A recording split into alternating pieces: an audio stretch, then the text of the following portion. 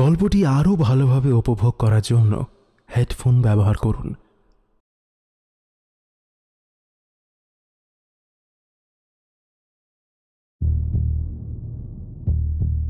মানুষ যখন ক্ষমতার শীর্ষে থাকে তখন সে ভুলে যায় তার জন্য কত মানুষ, এমনকি তার কাছের লোকই কতটা কষ্ট পাচ্ছে।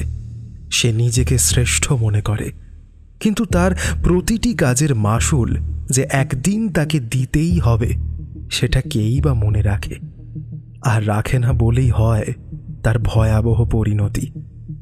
এটাই মনে হয় মানুষের নিয়তি কিংবা তার কৃতকর্মের প্রায়শ্চিত্ত। শুনুন আজকের গল্প, প্রান্তিকে প্রাণহানি।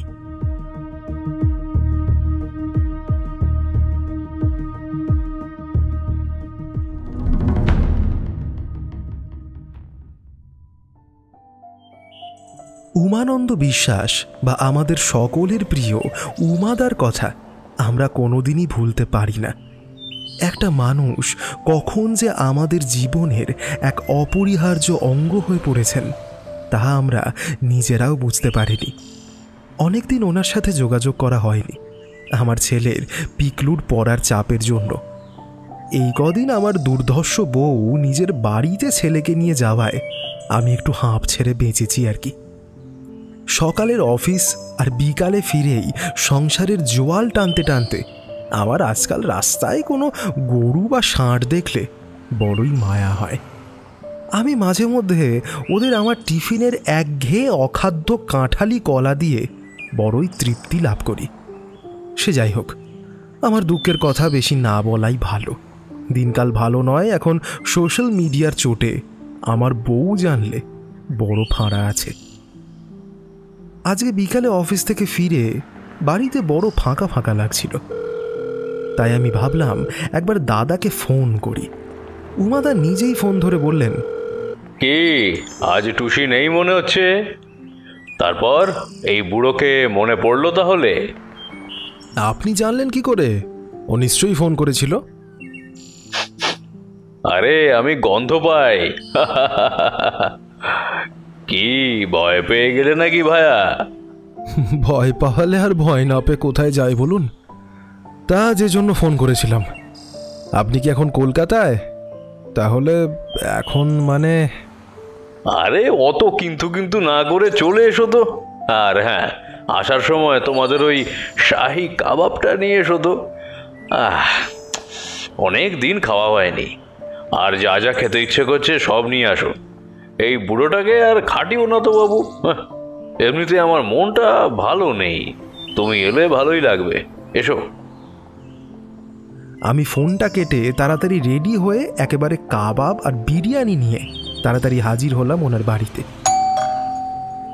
বেল বাজতে ওনার বৃদ্ধ চাকর হরিদা এসে দরজা খুলে দিলেন। আমি হরিদার হাতে প্যাকেটটা হ্যান্ড ওভার করে দিলাম। উপরের ঘরের ভেতরে গিয়ে দেখি ডিম লাইট জ্বালা রয়েছে। হরিদা এসে তাড়াতাড়ি লাইট জ্বালতেই বৃদ্ধের উজ্জ্বল মুখ দেখতে পেলাম। উমাদা বললেন, আরে এসো এসো ভায়া, সেই কখন থেকে খালি পেটে তোমার জন্য বসে আছি। আমি একটা সুন্দর গদিওয়ালা চেয়ারে মানে কোচে বসলাম। তারপরে হেসে হরিদাকে ইশারা করতেই সে নিচে চলে গেল। আর অমনি টুংটাং করে শব্দ হলো আমার মোবাইলে। আমি মোবাইলটা খুলে দেখি, আরে ইউপিআইতে উমাদা আমাকে 1000 টাকা পাঠিয়েছেন। আমার খুব রাগ হলো। বললাম, এটা কি হলো? আমি কি আপনাকে খাওয়াতে পারি না? বেটা, আমার বাড়িতে এসে তুমি আমাকে খাওয়াবে? জানো তো আমি এক্স সিবিআই অফিসার। আমার দাপটটা কিন্তু এখনো আছে। এই তো এসে গেছে। বলেই বাচ্চাদের মতো তিনি লাফিয়ে উঠলেন। আমি ঘুরে দেখি হরিদা একটা ট্রেতে সব কিছু সাজিয়ে নিয়ে এসেছে। টেবিলে সেগুলো ঢেলে আমাদের দিল। উমাদা শিশুর মতো মুখে কাবাব আর ধনেপাতার চাটনি কাঁটা চামচ দিয়ে মুখে পুরে বললেন, কি সুন্দর, মনটা ভালো হয়ে গেল। আচ্ছা, তখন যে বলছিলেন যে মনটা ভালো নেই, আর এখন কি ব্যাপারটা ঠিক করে বলুন তো? এই বলে আমিও মুখে কাবাবের টুকরোটা পুড়ে দিলুম। উমাদা তাড়াতাড়ি কাবাবটা শেষ করে বললেন, যা, শেষ হয়ে গেল। ভালো জিনিস এভাবেই চট করে শেষ হয়ে যায়, জীবনের ক্ষেত্রেও এইরকম। আর তারপর যেটা শুরু হয় তাতে চলে আসে ফ্রাস্ট্রেশন। এই যেমন এখন আমার কাবাবটা শেষ করে মনে হচ্ছে। এখনো পর্যন্ত পুরোটাই কিন্তু আমার মাথার ওপর দিয়ে গেছে। একটু খুলে বলবেন কি? আমার এক বন্ধু বোলপুরের পরের স্টেশন প্রান্তিকে থাকে। কয়েকদিন আগে সে ফোন করেছিল। প্রফেসর হলেও সে কিন্তু ভারী মিশুকেও আমুদেও বলা যায়। কিন্তু সেদিন কথাবার্তায় আমি ওর আগের সেই প্রাণ খোলা ব্যাপারটা ঠিক লক্ষ্য করলাম না। ও আমার খুবই কাছের বন্ধু হওয়ায় আমি ওকে জিজ্ঞাসা করলাম। ও তখন আমায় একটা ঘটনা বলল, যেটা শুনে আমি খুবই শকড হলাম। আমাকে কি বলা যায়? হ্যাঁ, কেন নয়। আসলে ওর খালি মনে হচ্ছে যে ও আর বেশি দিন নেই। কেউ নাকি, মানে যে কোনো কারণেই হোক, ওর জীবন সংশয় হতে পারে। সেটা কেন মনে হচ্ছে? উনি কাউকে কি সন্দেহ করছেন? এক্স্যাক্টলি, আমিও সেটাই জিজ্ঞাসা করেছিলাম, কিন্তু কিছুতেই ও বলল না। শুধু রহস্যটা বাড়িয়ে দিয়ে আমাকে যেতে বলল।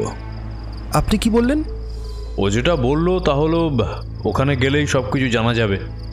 আর ও জানে রহস্যের গন্ধ পেলেই আমি ছুটব। আর সেই জন্যই সে আমার সঙ্গে এই মাইন্ড গেমটা খেলল।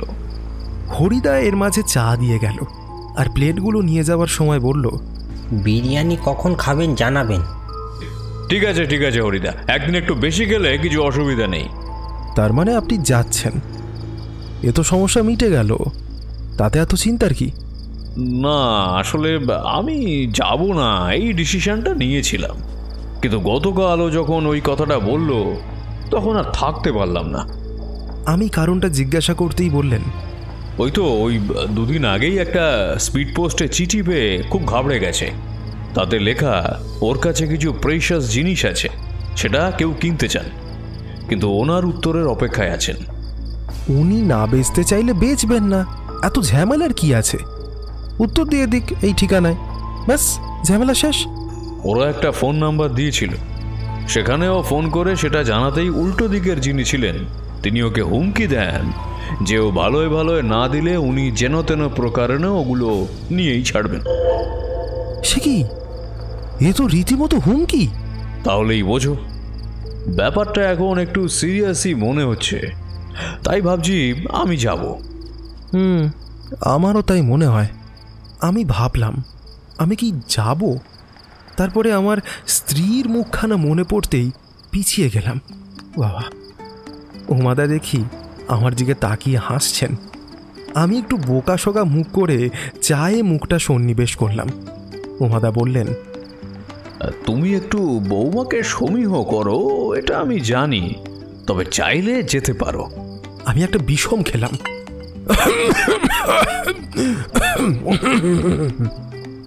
উমাদা উঠে আমার মাথায় হাত দিয়ে ষাট বলতে লাগলেন।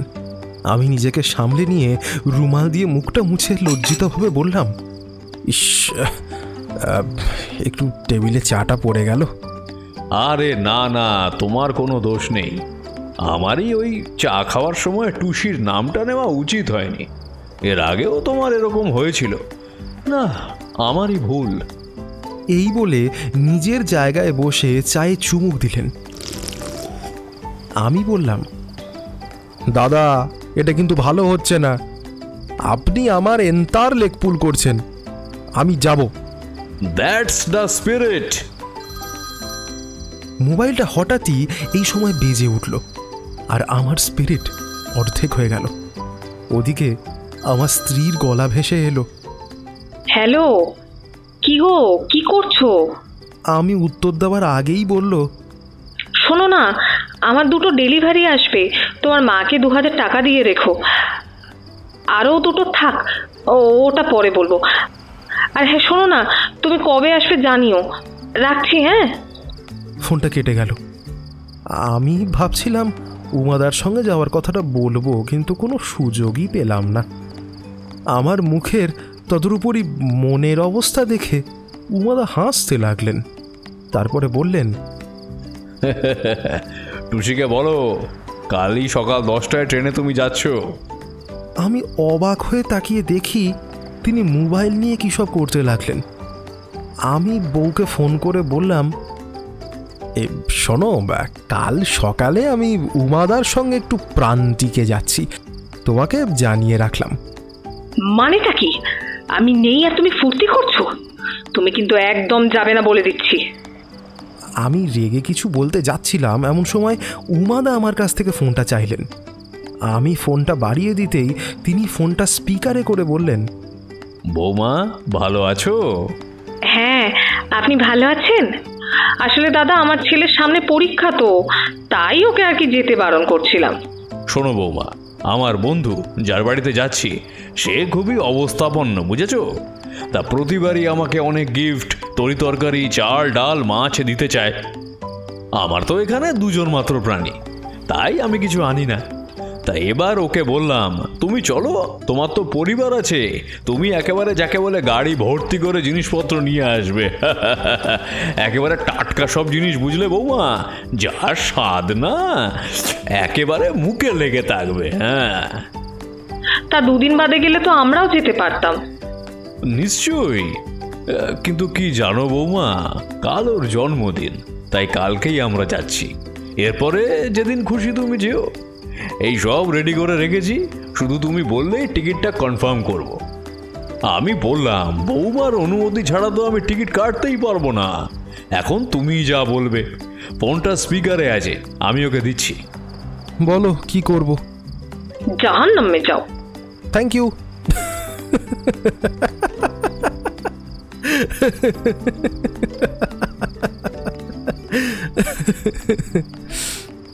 ফোনটা কাটতেই আমরা একজোট হেসে নিলাম। আমি বললাম, আপনি কি টিকিট কাটলেন এই মাত্র? আমি আগেই কেটে রেখেছিলাম। মানে আমি যদি না যেতাম? আমার ইনটিউশন অনুযায়ী তুমি যেতেই, আর না গেলে তখন টিকিটটা ক্যান্সেল করতাম। অরে খাবারটা এবার দিয়ে দে। দাঁড়ান বাবু, একটু মাইক্রোওয়েভে গরম করেই যাচ্ছি। আপনি ওনাকে জানিয়েছেন? তুমি আসার আগেই ওকে ফোন করেছিলাম। যেটা আমাকে বললো সেটা একটু শকিং। আমি একটু অবাক হয়ে তাকাতেই বললেন, আসলে ওর দুই মেয়ে, দুজনেই আমাকে চেনে, তবে অনেক দিন আগে দেখেছে। আমিও ওদের তাই। জামাইরা অত ভালো করে চেনে না, কিন্তু তা সত্ত্বেও ও কেন আমাকে ছদ্মবেশে যেতে বলল সেটাই বুঝতে পারছি না। তার মানে এটা পরিষ্কার যে উনি ওনার কাছের কাউকেই অবিশ্বাস করছেন না। আজকাল নিজের ছেলে মেয়েও কেউ আপনার নয়। সেটা তুমি ঠিকই বলেছ।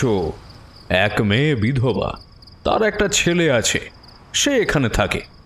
ছেলেটা এখন, হ্যাঁ, তা বড়, মানে ধরো ওই 14-15 বছর হবে। কিন্তু আর এক মেয়ে, সে রৌরকেল্লায় থাকতো। তার ব্যাপারটা আমি ঠিক জানি না। ঠিক আছে, দেখি কি করা যায়। ও শোনো, কাল সকাল 9:30টার মধ্যে হাওড়া স্টেশনের নিউ কমপ্লেক্সে চলে আসবে, কেমন? শান্তিনিকেতন এক্সপ্রেস ধরবো, কিন্তু 10:10 একদম। ওটা কিন্তু কারেক্ট টাইমে ছাড়ে। তাড়াতাড়ি খেয়ে দিয়ে বাড়ি গিয়ে গুছিয়ে নাও। ওদের ওখানে সব পাবে, খালি জামা কাপড় নিলেই হবে। তারপরে আমি খেয়ে বাড়ি ফিরে গেলাম।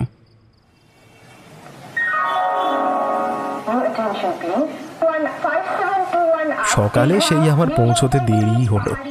ঠিক 10:07 ট্রেনে উঠলাম। দেখি উমাদা মাঝখানের সিটে দুটো প্লেটে চিজ, পাউরুটি, কলা, ডিম সেদ্ধ রেখে দিয়েছেন। আমি যেতেই বললেন, লাগেজটা উপরে রেখে হাত ধুয়ে নাও, আমি শুরু করলাম। আমি একটু হেসে তাই করলাম। খেতে খেতে বললাম, খুব খিদে পেয়েছিল। আপনি বুঝলেন কি করে? উমাদা নির্লিপ্ত চিত্তে একটু হেসে আর কিছু বললেন না, শুধু খাওয়া শেষ করে জল খেয়ে চোখ বন্ধ করে বসলেন। আমি বুঝলাম কোনো একটা ব্যাপার নিয়ে তিনি খুবই চিন্তিত। তাই আমি চারপাশে দেখতে লাগলাম।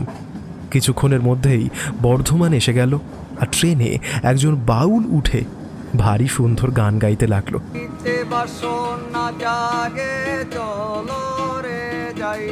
আমি তাকে কিছু টাকা দিয়ে আরো দুটো গান শুনে নিলাম। দেখি উমাদাও শুনছেন।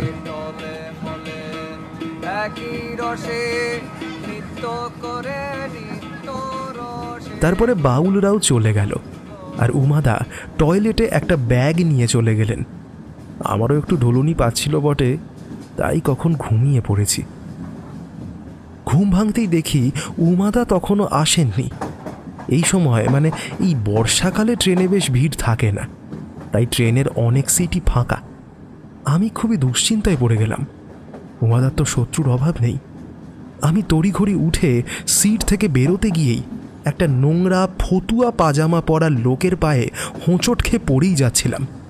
আমি ধমকে বললাম, উফ, পাটা একটু ঠিক করে বসতে পারেন না? এভাবে কেউ বসে? পড়ে যেতাম তো এখনই আমি। তিনি আমাকে তার ক্ষণক্ষণে গলায় ভৎসনা করে বললেন, বেশ তো, ভালো হতো। এত তালকানা লোক হলে তার এইরকমই হয়। আমার মাথায় যেন আগুন জ্বলে গেল। আমি রেগে গিয়ে বললাম, কি যাতা বলছেন বলুন তো? বুড়ো মানুষ বলে কিছু বলছি না, না হলে দেখিয়ে নিতাম। যত সব, আমি উঠছি আমার জ্বালায়।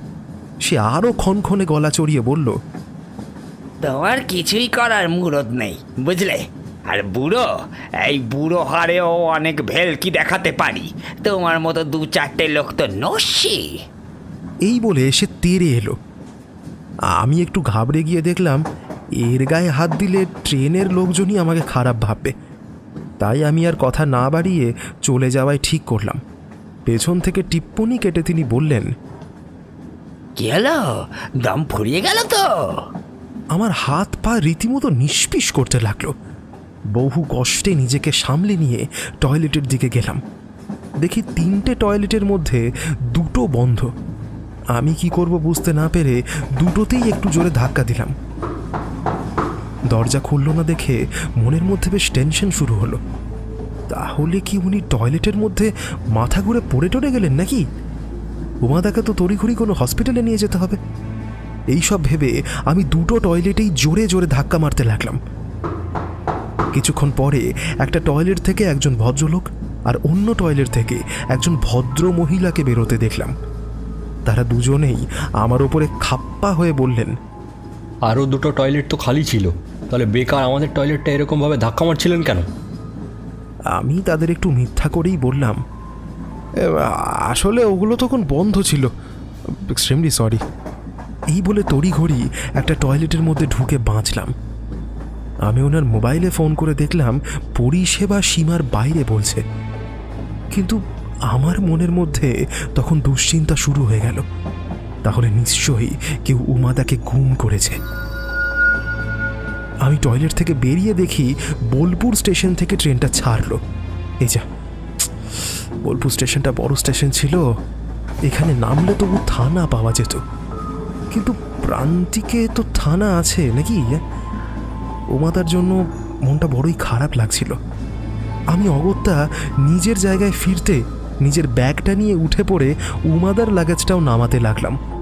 অমনি পাশ থেকে একে চিৎকার করে উঠল, এই চোর, তুমি অন্যের ব্যাগে হাত দিচ্ছ কেন? দেখুন দাদা, এটা আমার এক দাদার ব্যাগ, আমি নিয়ে যাচ্ছি তাই, ঠিক আছে? আমি কোনো চোরটো নই, আপনি একটু নিজের চরকায়। নিজের চরকাতেই তেল দিচ্ছি, তুমি অন্যের ব্যাগে হাত দিচ্ছ কেন? একে তো চুরি বলে নাকি? সেই লোকটা বলল। আমি তাকে হাত জোর করে বললাম, দাদা দাদা দাদা দেখুন, আমার দাদা ট্রেন থেকে মিসিং। আমি এমনিতেই খুব আপসেট, আর আপনি আমায় ডিস্টার্ব করবেন না প্লিজ। সে দেখলাম হঠাৎই খুব শান্ত গলায় বলল, ভালো করে খুঁজলে তো ভগবানকেও পাওয়া যায়, এ তো সাধারণ এক মানুষ। ভালো করে খোঁজো, না হলে পাবেই বা কি করে? আমি আর কোনো কথা না বলে ওনার পাশ দিয়ে চলে যাচ্ছিলাম।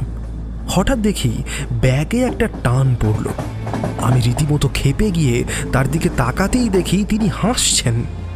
আমি বললাম, এটা কি ধরনের অসভ্যতা? সেই লোকটা আমাকে বলে, যত সব মিথ্যে কথা। আমি কোনো কথা না বলে গেটের কাছে এসে দাঁড়ালাম। স্টেশন এলে 2টো ব্যাগ নিয়ে বেশ কষ্ট করে নামলাম। একটু এগোতেই একজন এসে বললেন, আচ্ছা, আপনি কি অনিমেষ বাবু? আগে হ্যাঁ, কেন বলুন তো? আমাকে স্যার মানে সমরেশবাবু পাঠিয়েছেন আপনাকে নিয়ে যাওয়ার জন্য। আপনি আমার সঙ্গে আসুন। এই বলে তিনি আমার হাতের ব্যাগ দুটো নিজেই নিয়ে যেতে লাগলেন। আমি ওনার সাথে চললাম। আমি ওনাকে বললাম, এখানকার লোকাল থানাটা কোন দিকে বলতে পারেন? সে আমার দিকে তাকাতেই আমি বললাম, আমার একটু দরকার আছে, আসলে আমার এক বন্ধু আসার সময় ট্রেন থেকে মিসিং। ও, বাবু আপনার সঙ্গে দেখা হওয়ার পরই স্যার ফোন করতে বলেছিলেন, আমি ভুলেই গিয়েছিলাম। দাঁড়ান, আগে কথাটাও কইয়ে দিই। এই বলে সে সমরেশবাবুকে আমার পরিচয় দিয়ে ফোনটা আমাকে দিলেন। আমি তাকে উপযুক্ত সম্ভাষণ করে বললাম, দেখুন, একটা খারাপ খবর আছে। উমাদাকে ট্রেন থেকে খুঁজে পাওয়া যাচ্ছে না। আমি খুবই চিন্তিত। আপনি দয়া করে কিছুটা ব্যবস্থা করুন প্লিজ। আরে, ও আমাকে ফোন করে বলেছে ও একটা কাজে কলকাতা ফিরে যাচ্ছে। কয়েকদিন পরে ও তোমার সাথে দেখা করবে। এখন ফোনে ওকে পাবে না। তুমি এ কদিন আমার গেস্ট হয়ে থাকো, কোনো অসুবিধা হবে না। আর তুমি ওকে নিয়ে চিন্তা করো না, ও ওই রকমই পাগল। এই বলে তিনি হাসতে লাগলেন। আমি একটু অবাক হয়ে ওই লোকটার সঙ্গে গাড়িতে চড়ে সমরেশবাবুর বাড়িতে গেলাম। বাড়ি না বলে এটাকে অট্টালিকা বলাই ভালো। সামনে বিরাট মার্বেলের ফোয়ারা দিয়ে জল পড়ছে। নুড়ি পাথর বিছানো পথের ওপর দিয়ে গাড়ি এসে বারান্দার নিচে দাঁড়াতেই একজন লোক এসে দরজা খুলে দিয়ে আমাকে অভিবাদন জানালো। আমি গাড়ি থেকে নামতেই তিনি বললেন, আপনি আমার সঙ্গে আসুন। আমি পেছনে ঘুরে বললাম, আমার ব্যাগটা বার করে নি? হ্যাঁ স্যার, আপনি এই দিকে আসুন, লাগেজ আপনার ঘরে ঠিকই পৌঁছে যাবে। এই বলে সে প্রকাণ্ড একটা ঘরে নিয়ে এলো। তারপরে একদম পাশ থেকে একটা সিঁড়ি ওপরে উঠতে লাগলো। আমি ওনাকে ফলো করে ওপরে উঠে বাঁ দিকের একটা ঘরের মধ্যে এসে দাঁড়ালাম। আমি ঘরের ভেতর ঢুকে দেখি সেটা বেশ বড় ঘর। একপাশে একটা বড় কারুকার্য করা খাট, তাকে অবশ্য খাট না বলে পালঙ্কই বলা ভালো। তার পাশে একটা মাঝারি শ্বেত পাথরের টেবিল, তার উপরে একটা তোয়ালে রয়েছে। সে বলল, দেখুন, ঘরে সংলগ্ন বাথরুম আছে, আলমারিতে বাড়িতে পরার কাঁচা জামাকাপড়ও রয়েছে। আপনি ফ্রেশ হয়ে নিন, আর দুপুরে খাবার সময় স্যার আপনার সঙ্গে দেখা করবে। দুপুরে খাবার টেবিলে সমরেশবাবু এসে হেসে দাঁড়ালেন। আমিও উঠে দাঁড়িয়ে ওনাকে সম্মান জ্ঞাপন করলাম। উনি নিজে চেয়ারে বসতে বসতে বললেন, তুমি উমার গেস্ট। তোমার খাতিরে কমতি থাকলে উমা আমার উপরে খাপ্পা হয়ে যাবে। ও তোমাকে চারপাশে ভালো করে ঘুরিয়ে দেখাতে বলেছে। আমি সনাতনকে বলে দেব, ও আমার পুরো এস্টেট ঘুরিয়ে দেখাবে তোমায়। তুমি এখানে খাও দাও, যতদিন ইচ্ছে থাকো, তবে রাতে কুকুর ছাড়া থাকে, তাই বাড়ির বাইরে যেও না। নাও নাও, খাও। এই, কে আছো? ওকে কচি পাঠার ঝোলটা দাও, আর আমাদের পুকুরের মাছ দিয়ে দই পোনাও বেশি করে দাও। উনি বলায় চারপাশ থেকে 3 জন লোক এসে আমাকে সব কিছু দিয়ে আমার পাশে হুকুমের জন্য দাঁড়িয়ে গেল। আমি আর লজ্জা না করে খেতে শুরু করলাম। সত্যি মাছের কি অপূর্ব স্বাদ! কচি পাঁঠার ঝোল যে এত ভালো খেতে হয় তা আমি জানতাম না।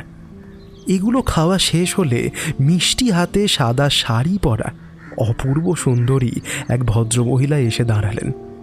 তাকে যে একবার দেখবে কিছুক্ষণ সে চোখ সরাতে পারবে না। তিনি এসে আমার সামনে মিষ্টির প্লেটটা রেখে হেসে বললেন, হ্যাঁ রে, কি হলো, খাওয়া থামালেন কেন? আমি এসে আপনার খাওয়াতে বুঝি ব্যাঘাত ঘটালাম? ওই রূপ, ওই হাসি, আর এইরকম পরিবেশ, আমি যেন স্বর্গে বসে আছি মনে হচ্ছে।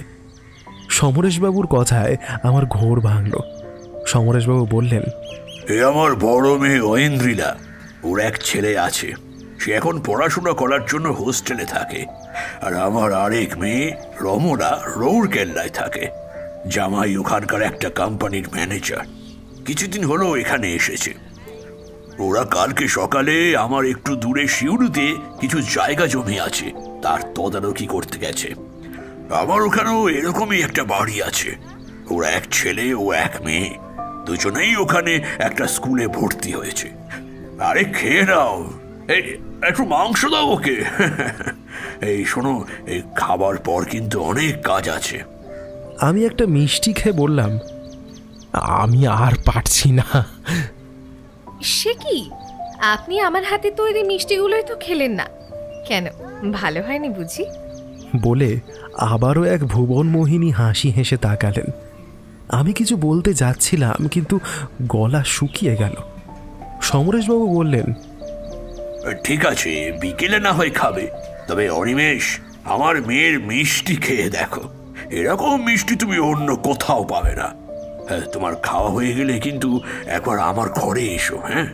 হঠাৎই একজন এসে তার কানে কানে কী সব যেন বলল, আর তিনি বললেন, বুঝলে বাবা, আমার একটু কাজ পড়ে গেল, তুমি বিশ্রাম নিয়ে নাও, বিকেলে চায়ের টেবিলে দেখা হবে। এই বলে তিনি তড়িঘড়ি চলে যাওয়ার আগে মেয়েকে বলে গেলেন, ওকে একটু দেখিস, আমি একটু আসছি। আমি ঢকঢক করে একটু জল খেয়ে বললাম, আমি আসি তাহলে, বিকালে আপনার মিষ্টি খাবো। তিনি স্মিত হেসে মাথা নাড়লেন। আমি যেন পালিয়ে বাঁচলাম। দুপুরে কতক্ষণ ঘুমিয়েছি জানি না। সনাতনের ডাকে ঘুম ভেঙে দেখি চারপাশে অন্ধকার হয়ে গিয়েছে। আমি লজ্জিতভাবে দরজা খুলতেই সে বিনীতভাবে বলল, আসলে দাদাবাবু, সন্ধে 6:30 বাজে, তাই আর কি ঘুমটা ভাঙালাম। বাবু ওনার ঘরে আপনাকে ডাকছেন, আর উনিও আপনার জন্য চা না খেয়ে বসে আছেন। আর চলুন। সেও আমার সাথে যেতে যেতে গল্প করতে লাগলো। ওনার সময় মতো খাবারের অভ্যাস তো, সুগারের পেশেন্ট, তাই আর কি বারবার খান। একেবারে বেশি খেতে ডাক্তারবাবু মানা করেছেন। 3 তলায় উঠে একটা ঘরের সামনে এসে আমরা দাঁড়ালাম। কর্তাবাবু বলে ডাক দিতেই ঘরের মধ্যে থেকে সমরেশবাবু বেরিয়ে এসে বললেন, এসো ভেতরে। আমি ভেতরে যেতেই সমরেশবাবু বললেন, দরজাটা বন্ধ করে যা। সনাতন দরজাটা বন্ধ করে চলে গেল। ঘরটা বেশ বড়, কিন্তু ছিমছাম। নিচের ঘরের মতোই, তবে 3খানা বড় কাঠের কারুকার্য করা আলমারি আছে। সেটার মধ্যে একটা আলমারি খুলে তিনি খুব সুন্দর কাঠের কারুকার্য করা বাক্স বের করলেন। তারপরে আমার দিকে তাকিয়ে বললেন, তুমি দাঁড়িয়ে কেন? বসো, এখানে বসো। এই বলে একটা বড় মার্বেলের টেবিলে আমার উল্টো দিকের চেয়ারে বসে তিনি ওই বাক্সটা রাখলেন। তারপরে ওই কাঠের বাক্সটাকে খুলে তার মধ্যে থেকে লাল ভেলভেটের কাপড়ে মোড়া একটা জিনিস রাখলেন। তারপরে তিনি বললেন, আমার কাছে কিছু মূল্যবান অ্যান্টিক পেন আছে, যার মূল্য এই বাজারে কয়েক কোটি টাকা হবে। এই বলে তিনি সেই ভেলভেটের কাপড়টা খুললেন। তার মধ্যে কম করে 15টা পেন রয়েছে। বলাই বাহুল্য যে পেনগুলোর উপরে কারুকার্য খুব সুন্দর। তার মধ্যে একটা ড্রাগনের কারুকার্য করা পেন আমার সব থেকে বেশি ভালো লাগলো। ওর মাথার দিকের ক্যাপটা মনে হচ্ছে যেন সোনার তৈরি। আমি ওটা হাতে নিতে গিয়ে একবার তাকালাম। উনি মাথা নাড়লেন। আমি একটু লজ্জিত হয়ে সেটা নিলাম। একটু ভারী। পেনের নিপটা কভার খুলে বার করতেই ঝকমক করে উঠল। উনি বললেন, পিওর গোল্ড, আর উপরের কভারটা রূপোর কাজ করা ড্রাগন।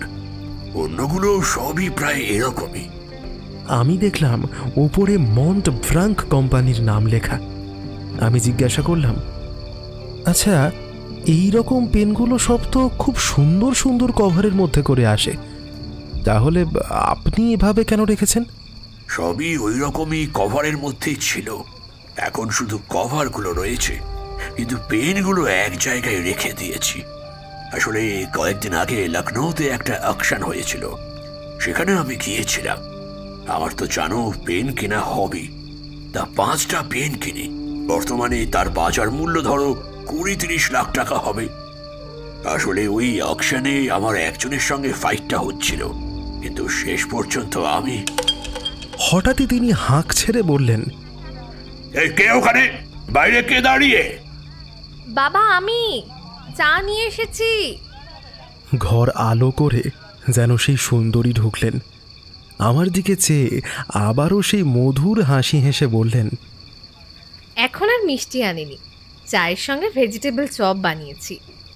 এই বলে তিনি দুজনকেই চা আর চপ দিলেন। সমরেশবাবু দেখলাম একটু গম্ভীর মুখে বসে আছেন। সে দরজাটা বন্ধ করে দিয়ে চলে গেল। উনি বললেন, হ্যাঁ, যা বলছিলাম, আমি আর মিস্টার পাসওয়ানের মধ্যে ফাইটটা হচ্ছিল। আপনি জিতে যান আর উনি তারপর থেকে আপনাকে হুমকি দিতে থাকেন, তাই তো?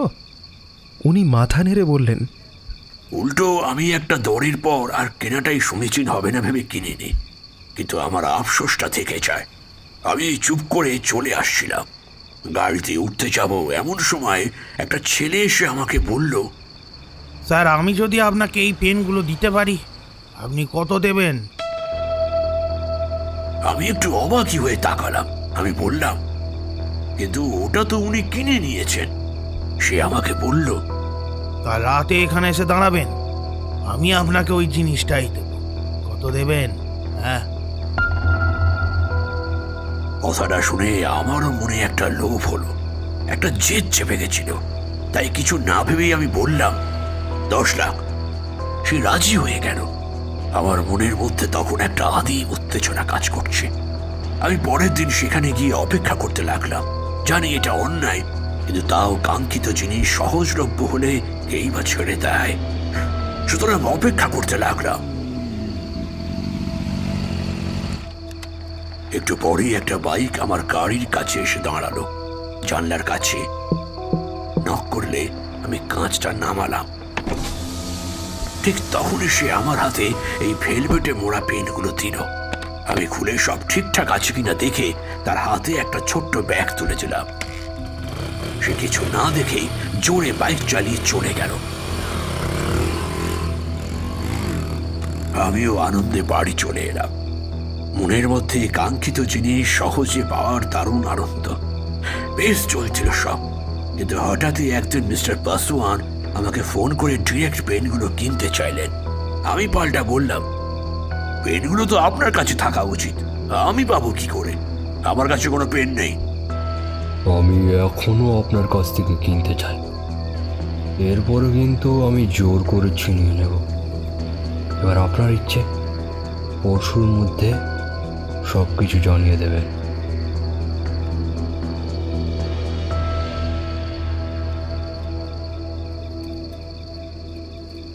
আমি কোনো রকম পাত্তা না দিয়ে চুপ করেছিলাম। বেশ চলছিল, কিন্তু গত 2 সপ্তাহের মধ্যে আমাদের বাড়ির পোষা 7খানা কুকুরকে কেউ বিষ খাইয়ে খুন করে। তারপর থেকেই আমি আমার সব দামি পেনগুলোকেই আলাদা আলাদা কভার থেকে খুলে এরকম কোনো বাক্সের মধ্যে রেখে দিয়েছি। আমি লোকাল পুলিশকে চুরি ও কুকুরের মৃত্যুর ব্যাপারটা জানিয়েছি, কিন্তু কেন জানি না আমার মনে হচ্ছে এতে বাড়ির লোক যুক্ত। আর সেটা যদি সত্যি হয় তাহলে তো আমার জীবনও সংশয় হতেই পারে, তাই না? উমাদা হলে কথা ছিল, কিন্তু আমি কি করব? ওনার সাথে যে করে হোক আপনি যোগাযোগ করুন। ওই তোমাকে সব বলতে বলেছিল, তাই আমি তোমাকে বললাম। তোমার ইনটিউশনের উপরে ওর খুবই আস্থা আছে। তোমার কি মনে হয়? আপনার সব দামি পেনগুলোর মোট মূল্য কত হবে? বর্তমানে প্রায় 8.5 কোটি। তবে যদি আমি ওটা সত্যি সেরকমভাবে বিক্রি করতে চাই তো ওটার মূল্য প্রায় 1.5 গুণের বেশি হবে। তবে আমি বড় আর কি জানতে চাও? আমার চায়ে চুমুক দিয়ে বিষম খাবার জোগাড়। আমি বললাম, আপনার বড় মেয়ে সে কি এখানেই সেটেলড হতে চায়? কেননা আপনার নাতি নাতনিকে তো এখানে ভর্তি করেছে। আসলে আমার জামাই ওখানকার চাকরি ছেড়ে দিয়েছে, তাই আমি বললাম আমার জমিদারির একটা তো আমার মেয়েই পাবে। তুমি এখন থেকেই দেখো। তাই আমিও বাড়িটা ওকেই লিখে দিয়েছি, শুধু ফর্মালিটি একটু বাকি আছে। আর এই বাড়ি আর আশেপাশেরটা আমার বড় মেয়েই পাবে, কিন্তু ওর তো দেখতেই পাচ্ছেন, ওর জন্যই চিন্তা। আপনার নাতি নাতনি কতটা বড় হয়েছে? এইবার ICSE দেবে। ও পড়াশোনায় খুব ভালো, তবে আমার ডিটেলিংটা খুব দরকার। ওর বুদ্ধিটা খুবই ভালো, তবে একটু যেন নিষ্ঠুর। কয়েকবার দেখেছি এয়ারগান দিয়ে গুলি করে কোনো পশু পাখি মেরে তাকে পা দিয়ে থেতলে মারতে। আশেপাশের অনেক বাড়ির হাঁস মুরগি মেরে ফেলেছিল। আমি তাদের কম্পেনসেট করি, তাই ওকে আমি হস্টেলে পাঠিয়ে দিয়েছি। ওসব কথা ছাড়ো, আমাকে আগে বলো তুমি কি বুঝলে? দেখুন, আমি উমাদার মতো অভিজ্ঞ নই, তবে ওনার সাথে থাকতে থাকতে কিছু অভিজ্ঞতা আমার হয়েছে। আমি কি সব পেনগুলো একটু নিজের মতো করে দেখতে পারি?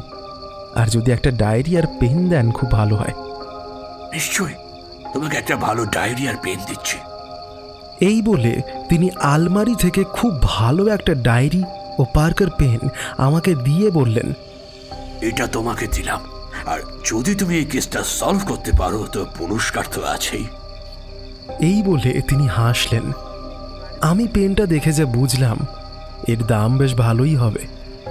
আমি ধন্যবাদ বলে সব পেনগুলো খুঁটিয়ে খুঁটিয়ে দেখে নোট করে রাখলাম। তবে বারবার সেই ড্রাগন পেনগুলোর দিকে আমার নজর যাচ্ছিল। একটা পেন খুলে দেখলাম, এরও নিবটা 14C গোল্ড লেখা আছে। এর পুরো পেনটার মাথায়, মানে কভারের ওপরটায়, ড্রাগনটা যেন হাঁ করে আছে। আমি কাছ থেকে দেখবার পরে ওনাকে বললাম, আচ্ছা, এটা কি আপনার হাত থেকে কখনো পড়ে গিয়েছিল? উনি মাথা নাড়লেন। আমি বললাম, আমাকে একটা আতশ কাঁচ দেবেন? উনি টেবিলের ড্রয়ার খুলেই একটা আতশ কাঁচ বার করে বললেন, এটাও তুমি রাখো। আমি সেটা নিয়ে ড্রাগনের মুখটা ভালো করে দেখলাম। মুখের হাঁয়ের ভিতরে একটু ভাঙা টুকরো লেগে রয়েছে মনে হলো। তারপরও আরও একটা ড্রাগন পেনের উল্টো দিকটা, অর্থাৎ লেজের দিকটাও ভাঙার দাগ। আমি ওনাকে বললাম, আপনি এই দুটোর কভার আমাকে এখনই দিন।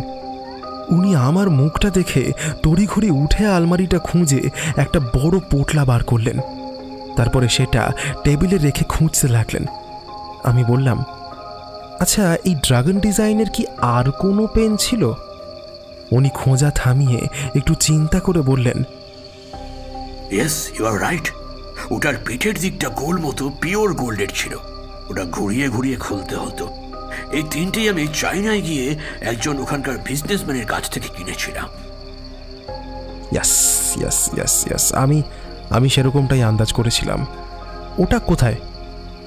আর এই অকশনের পেনগুলো আলাদা করে দেখান তো। সমরেশবাবু 3টে পেন আলাদা করে দিলেন। আমি একটা খোলার চেষ্টা করলাম, কিন্তু পারলাম না। তিনি হেসে আমাকে দেখালেন। প্রথম পেনটা একটু ঘোরাতেই 8 আর নিচেরটা একটু ঘোরাতেই 4 লেখা উঠল। তারপরে পেনের ঢাকনাটা অটোমেটিক্যালি উঠে গেল আর একটা সুন্দর শব্দ করে সেটা খুলে গেল। পেনের ঢাকনার পেছন ও পেনের নিব সোনার তৈরি। এই ঢাকনার উপরটা পুরো রূপার উপর সোনার জল দেওয়া সুন্দর কারুকার্য মণ্ডিত। ওটা ওই আলমারিতে আছে। এই তিনটেই নাম্বার কম্বিনেশনে খোলে। আচ্ছা, রিসেন্টলি আপনার বাড়ির কোনো চাকর বাকর চেঞ্জ করেছেন? বিশেষ কোনো গার্ড? কারণ ওই কয়েকদিনে এতগুলো কুকুর মারা যাওয়াটা অস্বাভাবিক। আচ্ছা, এই কুকুরগুলোকে দেখভাল কে করে? গার্ডরাই করে। বছরখানেক হলো 2জন গার্ড আর এই নতুন একজন অতিরিক্ত মালি রেখেছি। তবে ছেলেগুলো ভালো। ওরা বলছিল রাতে নয় সকালে খাওয়ার সময় গন্ডগোল হচ্ছিল। কারণ বেশিরভাগ সন্ধ্যেবেলা না হয় দুপুরের দিকে মারা গেছে। তার মানে কোনো খাবার খাওয়ার 4-5 ঘন্টা পরে সব মারা যাচ্ছে। ফরেন্সিক রিপোর্টে পয়জন তো পেয়েছে। এখন মাত্র একটা কুকুর রয়েছে। আমি আরো 4টে কিনবো, কিন্তু সেগুলো বড় হবার পরে ট্রেনিং প্রাপ্ত হয়ে পাহারা দেবার যোগ্য হতে তো দেরি হবে। চায়ের কাপটা টেবিলে রেখে তিনি বললেন, আরো কিছু আছে, তবে সেগুলো খুবই সুরক্ষিত জায়গায় রয়েছে। ওটা নিয়ে চিন্তা নেই। এইগুলো তবে তুলে রাখি। এই বলে তিনি তুলতে গেলে আমি 1 মিনিট বলেই পটাপট 2 রকমের 3টে পেনের ছবি মোবাইলে তুলে নিলাম। তারপরে আমি ইশারা করাতে উনি সব পেনগুলো তুলে রাখলেন। আমি বললাম, আগের ড্রাগনের পেনের ডিজাইনটা একটু আলাদা, কিন্তু আপনি তো বললেন না ওটার শেষ পেনটা কোথায়? ওটা সেই লকারটায় আছে কিনা দেখতে হবে। আমার যতদূর ধারণা ওই 3টে পেনের ড্রাগনের বিভিন্ন পজিশনে যে বলগুলো আছে সেইগুলো না থাকার পেছনে কোনো উদ্দেশ্য আছে। তার মানে সমরেশবাবুর ফোনটা বেজে উঠল। তিনি কিছুক্ষণ কথা বললেন। আমি এই সুযোগে ঘরের ভেতরটা দেখতে গেলাম। ঘরে আসবাবপত্র বেশি না হলেও সবই প্রায় মেহগনি কাঠের তৈরি। খুব সুন্দর দুটো বড় ফ্লাওয়ার ভাস ঘরের দুটো কর্নারে রয়েছে, তাতে বিভিন্ন ফুল দিয়ে সাজানো। একটা চাইনিজ মেয়ের আকারের ও আর একটা বিদেশি ফুলের তৈরি। দেখলেই বোঝা যায় এইগুলো বিদেশি। ফোনটা রাখতেই সনাতন এসে খবর দিলেন রাতের খাবার দেওয়া হয়েছে। অতএব আমি ওর সাথেই ঘর থেকে বেরিয়ে খাওয়ার ঘরে গিয়ে ডায়েরি ও পেনটাকে টেবিলের ওপরে রেখে হাত মুখ ধুয়ে একটু ফ্রেশ হয়ে খাবার টেবিলের দিকে গিয়ে দেখি সমরেশবাবু আর ঐন্দ্রিলা আমার জন্য অপেক্ষা করছেন। ঐন্দ্রিলা একটু হেসে বললেন, ঘুম থেকে উঠতে দেরি করলেন বলে আজ কিন্তু দুটো মিলিয়ে একটু তাড়াতাড়ি খেতে হবে। আসলে এটা এখনো গ্রাম, আর আমরা সেই রীতি এখনো মেনে চলি। না না না, আমার কিন্তু খিদে পেয়ে গেছে। আপনার চপ হজম হয়ে গেছে অনেকক্ষণ হলো। দিন, কি মিষ্টি খাবেন? উনি চোখের ইশারায় অবাক হয়ে আবারও হাসলেন। ঐন্দ্রিলা, রাতে আমরা একটু নিরামিষ খাই, তবে আপনার জন্য কিন্তু দই পোনা আছে, আর শেষ পাতে আমার তৈরি একটা সারপ্রাইজ আছে মশাই। আমাকে কাঁসার থালায় লুচি, সাথে আলুর দম, পনিরের তরকারি আর 2 পিস দই পোনা ও একটা গোটা হিমসাগর আম দেওয়া হলো। মুখে বললেও আমি এবারে খুবই চাপে পড়ে গেলাম। আমি সবই খুব অল্প অল্প করে নিয়ে খেলাম। শেষে একজন এসে একটা মাটির সরায় ফেরনি দিল। দেখুন তো আমার স্পেশাল আইটেম আপনার কেমন লাগে। আমি একটু খেয়েই বললাম, এত সুন্দর ফিরনি আমি কোনো দিন খাইনি। It's really delicious. তাহলে তুই পাশ করে গেলি, কি বলিস? সমরেশবাবু ও ঐন্দ্রিলা দুজনেই হেসে উঠলেন। আরও কিছুক্ষণ গল্প করে আমরা যে যার ঘরে চলে গেলাম। মনটা কেন জানি না বেশ খুশি খুশি লাগছে। সেটার কারণ অবশ্যই ঐন্দ্রিলা। ঘরে ফিরে আমি দরজা বন্ধ করে চোখে মুখে জল দিয়ে শোবার জন্য প্রস্তুত হতে লাগলাম। আগে ঘরের লাইটটা নিভিয়ে একটা টেবিল ল্যাম্প জ্বালিয়ে বসলাম। ঘুম আসার আগে একবার ডায়েরিটা চোখ বুলিয়ে নেব ভাবলাম। ডায়েরির পাতা উল্টাতে উল্টাতে এক জায়গায় আমি চমকে গেলাম। বুকের ভেতরটা ধক করে উঠল। আরে, একটা চিরকুট কিভাবে এখানে এলো? ডায়েরির মধ্যে একটা চিরকুটে লেখা রয়েছে, পালাতে চাইলে পালিয়ে যা, শূন্য খাঁচায় ক্ষয়ের খাঁ। আমি বুঝলাম এটা আমাকে ব্যঙ্গ করে লেখা হয়েছে। আমাকে ক্ষয়ের খাঁ বলা? তবে যখন পাঁচাটা মশাই বলেছে, এর সঠিক জবাব আমি ঠিক দেবই। উমাদা যে কোথায় চলে যায় না, ভালো লাগে না। উনি থাকলে একটু আলোচনা করা যেত। তবে মনে মনে প্রতিজ্ঞা করলাম, এবার উমাদাকে ছাড়াই এর সঠিক জবাব আমি দেব। এর মানে আমার অবর্তমানে আমার ঘরে কেউ এসেছিল। সে নিশ্চয়ই এবারই লোক, আর ক্লোজও বটে। নইলে এই সময় এই বাড়িতে কেউ ঢুকতে পারে না। তার মানে ওনার ধারণাই ঠিক, বিভীষণ কেউ নিশ্চয়ই আছে। তাকেই খুঁজে বার করতে হবে। সেটা তাড়াতাড়ি করতে হবে, নইলে ওই বাইরের লোক একে দিয়েই তো কার্যসিদ্ধি করতে পারে। আমি কিছুটা উত্তেজিত হয়ে ঘরের মধ্যে পায়চারি করলাম, কিন্তু তাতেও আমার রাগ আর দুশ্চিন্তা কোনোটাই কম ছিল না। কি করব ভেবে না পেয়ে আমি জানলা দিয়ে বাইরেটা দেখতে লাগলাম। খুব সুন্দর হাওয়া বইছিল। তবে আজ মনে হয় অমাবস্যা। বাইরেটা একেবারে ঘুটঘুটে। খানিকক্ষণ সেখানে দাঁড়িয়ে থেকে মনটা ভালো হয়ে গেল। কি জানি কেন প্রচণ্ড ঘুম পাচ্ছিল আমার। এত ঘুম যে আমি কিছুতেই নিজের চোখ খুলে রাখতে পারছি না। আমি আমি আমি টেবিল ল্যাম্পটা নিভিয়ে বিছানায় শুয়ে পড়লাম, আর চোখটা বুঝে এলো।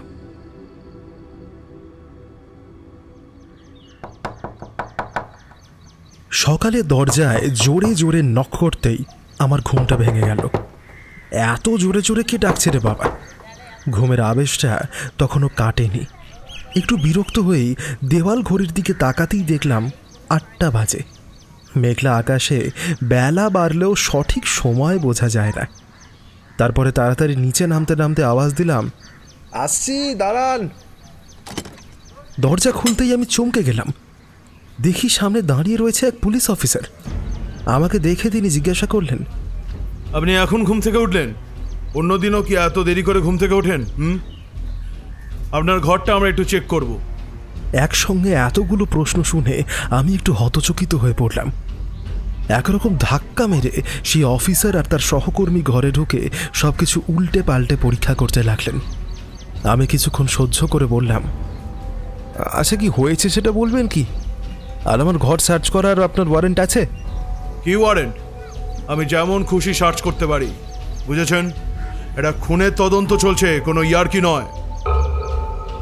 বেশি কথা বললে না পাছায় দুটো ঢুলের বাড়ি এমন দেব না, সব রস একেবারে তোমার শুকিয়ে যাবে।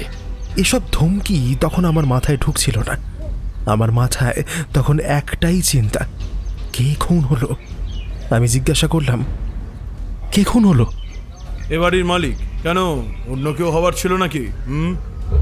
এই বলে সন্দেহের চোখে আমার দিকে তাকাতে লাগলেন। আমার মাথায় যেন আকাশ ভেঙে পড়ল। সেই ওনার কথাই সত্যি হলো। কথাটা আমার মুখ দিয়ে যেন বেরিয়ে গেল। অফিসার আমার দিকে তাকিয়ে বললেন, কি বললেন আপনি? উনি কি বলছিলেন? এসব আপনি আগে বলেননি কেন? আপনি তথ্য চেপে যাচ্ছেন। দেখুন, উনি আমাকে ও আমার দাদাকেই নিজের বাড়িতে ইনভাইট করেছিলেন। তখন কথায় কথায় উনি বলেছিলেন যে ওনাকে একজন হুমকি দিয়েছে। তারপরে ওনার বাড়িতে 1 সপ্তাহের মধ্যে 7টা কুকুরের খুন হয়, সেটা নিশ্চয়ই আপনারা জানেন। তখনই ওনার মনে হয় যে কেউ ওনার সিকিউরিটি ভেদ করে ওনাকে হত্যা করতে চাইছেন। কালকেই উনি... আমি আরও কিছু বলতে যাচ্ছিলাম, কিন্তু সময় মতো ঐন্দ্রিলা এসে অফিসারদের বললেন, উনি আমাদের সম্মানীয় অতিথি।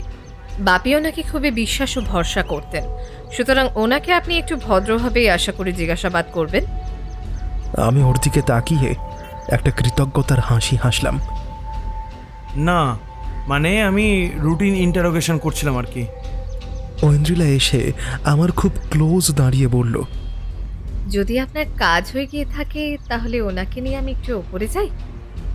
উনি মানে ওনার কথা শুনেই আমরা ওনাকে সন্দেহের তালিকায় রাখছি। কিন্তু উনি সিবিআই অফিসার উমাশঙ্কর বিশ্বাসের ঘনিষ্ঠ সহকারী, তাই আমার মনে হয় ওনাকে আপাতত... অফিসারের মুখটা কালো হয়ে গেল। তিনি মাথা নেড়ে বললেন, আচ্ছা যান, কোথায় যাবেন? শুধু কোনো জিনিসপত্রে টাচ করবেন না, ফরেন্সিক টিমের অসুবিধা হবে। আমি ঐন্দ্রিলাকে ধন্যবাদ জানিয়ে বললাম, আমি এখনো বিশ্বাস করতে পারছি না, কি করে হলো এইসব? কে প্রথম দেখলো? সকালে সনাতনদা দরজা খুলে দেখেন যে বাপির মুখটা হা করা, চোখে মুখে প্রচন্ড ভয়ের ছাপ, চোখটা যেন ঠিকরে বেরিয়ে আসছে।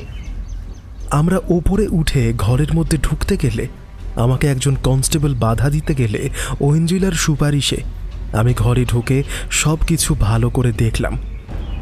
ওনার বডিটাকে দেখে কেন জানি না আমার মনে কয়েকটা জায়গায় খটকা লাগলো। বিছানাটা যেন কেউ সরিয়ে ঠিকমতো পরিপাটি করে রাখতে ভুলে গেছে।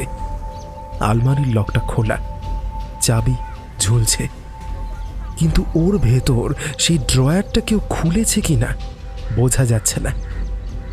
সত্যিই যদি সে লকারটার কম্বিনেশন জানে তাহলে সর্বনাশ। মনে মনে ওনার জন্য বেশ খারাপই লাগলো। বেচারা বেঘরে প্রাণটা হারালো। জানলাগুলো ভেতর থেকে বন্ধ, আসলে এসি চলছিল, তার মানে দরজা ঠেলেই কেউ এসেছিল। আর তারপরে একইভাবে সে চলে গেছে। কিছু চুরি গেছে কিনা জানা গেছে? ঐন্দ্রিলাকে জিজ্ঞাসা করতে সে মাথা নাড়ল। হঠাৎই ফরেন্সিক টিম ঢুকে পড়ায় আমাদের সবাইকে বাইরে যেতে হলো। আমি আর ওখানে না থেকে নিচে নেমে এলাম। রাতে বৃষ্টি হয়েছে কিনা ঠিক জানা নেই, কারণ ঘুমটা খুবই গাঢ় ছিল। আমি পুরো বাগানটা ঘুরে ঘুরে দেখতে লাগলাম যদি কোনো রকম পায়ের ছাপ পাওয়া যায়, কিন্তু অনেক পায়ের ছাপ পাওয়া গেল। বুঝলাম যে সিকিউরিটি ও কুকুরের পায়ের ছাপ এগুলো, তার মানে এভাবে হবে না। কিন্তু কি করব? তুমি এখানে কি করছো? হ্যাঁ, এই জন্যই এই বাড়িতে এত দুর্ঘটনা ঘটে গেল। হঠাৎই খেঁকিয়ে ওঠা পরিচিত গলাটা পেয়ে আমি যা ভেবেছিলাম ঠিক তাই দেখলাম। সেই অদ্ভুত লোকটা হাতে একটা খুরপি নিয়ে দাঁড়িয়ে আছে। দেখুন, আপনি এখানে কি করছেন? আমি এ বাড়ির গাছপালা দেখভাল করি। তুমি কি করছো? আমি এ বাড়ির গেস্ট। দেখো, আমার মন মেজাজ ভালো নেই।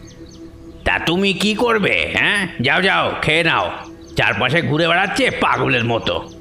তার একটা কথা শুনে আমার পা থেকে মাথা পর্যন্ত জ্বলে গেল। আমি ওপরে তাকিয়ে দেখি আমাকে ইশারায় ঐন্দ্রিলা ডাকছে। আমি ওপরে উঠলে সে বলল, খালি এদিক ওদিক ঘুরে বেড়ালেই হবে? পেটে পিত্ত পড়ে যাবে তো। চলুন, খেয়ে নেবেন। আপনারও তো খাওয়া হয়নি, আমরা দুজনেই একসাথে খাবো। ওকে? এই পরিস্থিতিতে সেটা একেবারেই অসম্ভব। আপনি খেয়ে নিন, আমি যাই বাপির কাছে। শেষ দেখাটা দেখিনি। পোস্টমর্টমের পরে তো বেশি সময় আর পাবো না। এই বলে চোখটা মুছে সে চলে গেল।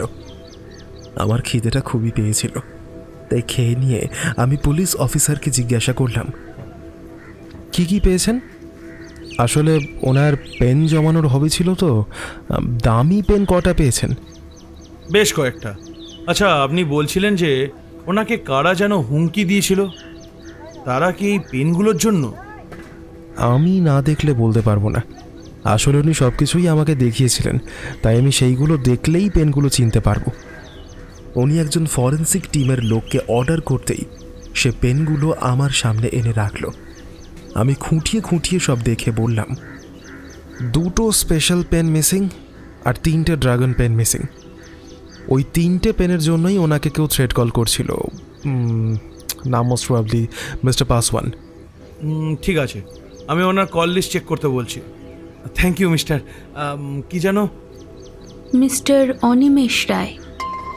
হঠাৎই আমার পাশ থেকে আননোন কলার আওয়াজ পেয়ে আমি অফিসের দুজনেই একটু অবাক হয়ে তাকালাম। উনি নিজেই বললেন, আমি বাপির বড় মেয়ে রমলা চ্যাটার্জি। বাপিকে আগেই বলেছিলাম একজন নামী গোয়েন্দা লাগাতে, কিন্তু উনি ওনার বয়সী একজন বুড়ো রিটায়ার্ড পুলিশকে অ্যাপয়েন্ট করলেন। ফলে আর কি, যা হবার তাই হলো। ওসব বুড়ো লোক দিয়ে হয় নাকি? তিনি তো ভয়েই ভেগে গেলেন আর ছেড়ে গেলেন ওনার একজন আনকোড়া অ্যাসিস্ট্যান্টকে। ও বাপি, তুমি এটা কি করলে? গতকালও তো আমি তোমাকে বলেছিলাম ভালো একজন প্রাইভেট ইনভেস্টিগেটর লাগাতে, কিন্তু তুমি শুনলে না। তার কি ভয়াবহ পরিণতি হলো দেখলে তো। বলে বারবার রুমাল দিয়ে চোখ মুছতে লাগলেন। আমাদের কোনো কথাই তো বাপি শুনতেন না। আমি বারবার আমার গোয়েন্দাকে দিয়ে তদন্ত করানোর কথা বলেছিলাম, কিন্তু উনি রাজি হলেন না। আমি আর ওয়েট করব না, কাল থেকেই আমি দেখছি কি করা যায়। ফ্রেঞ্চ কাট মুখের এক লম্বা চওড়া ভদ্রলোক ওনার পাশে এসে দাঁড়িয়েছিলেন। উমাদাকে অপমান করায় আমার গা রি করছিল। আমি কিছু বলার আগেই অফিসার বললেন, আমাদের ওপর একটু ভরসা রাখুন। আর উমাবাবুর আমি খুব নাম শুনেছি, ওনার সহকারী ভদ্রলোকের ওপরও আপনি ভরসা করতে পারেন। আমি একটু অবাক হই ওনার দিকে তাকাতে। তিনি হেসে বললেন, আমার নাম্বারটা নোট করে নিন, কোনো ক্লু পেলে অবশ্যই আমাকে জানাবেন। আর আজ থেকে 2জন পুলিশ পোস্টিং করে দিয়ে গেলাম। বাপি যখন চলেই গেছেন, তাহলে তো আর ওনার প্রয়োজন নেই। আর তাছাড়া উমা কাকা তো নিজে আসেননি, উনি এলে আলাদা ব্যাপার ছিল। উনি আমাকে এই দায়িত্ব দিয়ে গেছেন, তাই আমি সেটা সলভ করা পর্যন্ত আমাকে একটু থাকতে দিন প্লিজ। ওনারা কিছু একটা বলতে যাচ্ছিলেন, হঠাৎই দেখি সামনে দাঁড়িয়ে রয়েছে ঐন্দ্রিলা। সে বলল, বাবা আপনাকে দায়িত্ব দিয়েছেন, তাই আপনি যতদিন ইচ্ছা এখানেই থাকবেন। বাপি বারবার বলতেন নিজেদের মধ্যে অনেকেই ওনার শত্রু। এত কোটি টাকার ওনার শখের জিনিসের ওপর অনেকেরই লোভ আছে। এখন তো দেখছি সেটাই ঠিক। ঐন্দ্রিলার চোখটা যেন জ্বলে উঠল। সে নিজেকে সংযত করে বলল, ওনারা বাপিকে নিয়ে যাবেন, তার আগে যদি মনে হয় দেখে নে। এই বলে সে ভেতরে চলে গেল। রমলা ও তার স্বামী ওর সাথে ভেতরে চলে গেল। আমি ঘরের মধ্যে ঢুকে আবার সেই ডায়েরি আর মোবাইলে তোলা ছবি মিলিয়ে দেখতে লাগলাম। আমার মনের মধ্যে একটা খটকা লাগছিল যে সত্যিই যদি মিস্টার পাসওয়ান মার্ডার করিয়ে থাকে তাহলে বাকি দুটো ড্রাগনের পেনটা কে নিল, কারণ সেটার কথা তো আমরা দুজন ছাড়া আর কেউ জানতাম না। পেনটাও একটু অদ্ভুত, ওটা খোলার পরে 84 নাম্বারটা উঠে এসেছিল, আর পরেরগুলো কত সেটা জানা হয়নি। পেনগুলো তার এখানে নেই, ফলে সেটা নিয়ে আমার চিন্তা রয়েই গেল।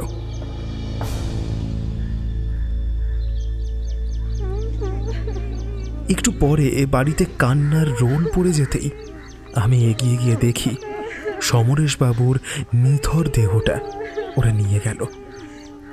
রমলা দেবী খুব কাঁদলেও ঐন্দ্রিলা কিন্তু চুপ করেই দাঁড়িয়ে আছেন। আমি নিচে নেমে অ্যাম্বুলেন্স পর্যন্ত গেলাম।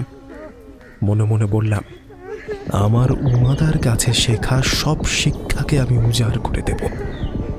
এই খুনিকে আমি কিছুতেই ছাড়ব না।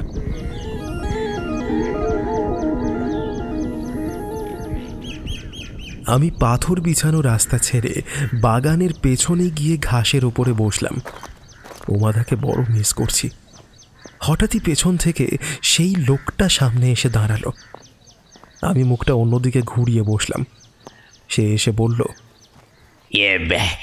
আমার খুব ভুল হয়ে গেছে, আপনি গোয়েন্দা তা তো আমি জানতাম না। বাবু খুব ভালো লোক ছিলেন, দয়া করে ওনার খুনিকে খুঁজে বার করুন। এগুলো মনে হয় আপনার কাজে লাগবে। আমি ওই দিক থেকে এগুলো খুঁজে পেলাম। এই বলে তিনি আমার হাতে একটা প্লাস্টিকে মোড়া প্যাকেট দিয়ে চোখ মুছতে মুছতে চলে গেলেন। আমারও মনটা ভারাক্রান্ত হয়েছিল। আমি কিছুটা অবজ্ঞা ভরেই প্যাকেটটা নিয়ে বসে রইলাম। পাগল লোক কি দেখতে কি পেয়েছে তা ঠিক আছে, একবার ভাবলাম ফেলে দিই, তারপরে ভাবলাম যদি কাজে লাগে সেটা রেখে দিলাম। একটু পরে সেটা নিয়ে ওপরে উঠে আমার ঘরের দরজা বন্ধ করে টেবিলের ওপরে রেখে সেটা খুলে দেখতে লাগলাম। নিজের চোখকে যেন বিশ্বাস করতে পারছিলাম না। কি এ তো সেই পেনগুলো, এগুলো নিয়ে তার মানে কেউ পালাচ্ছিল।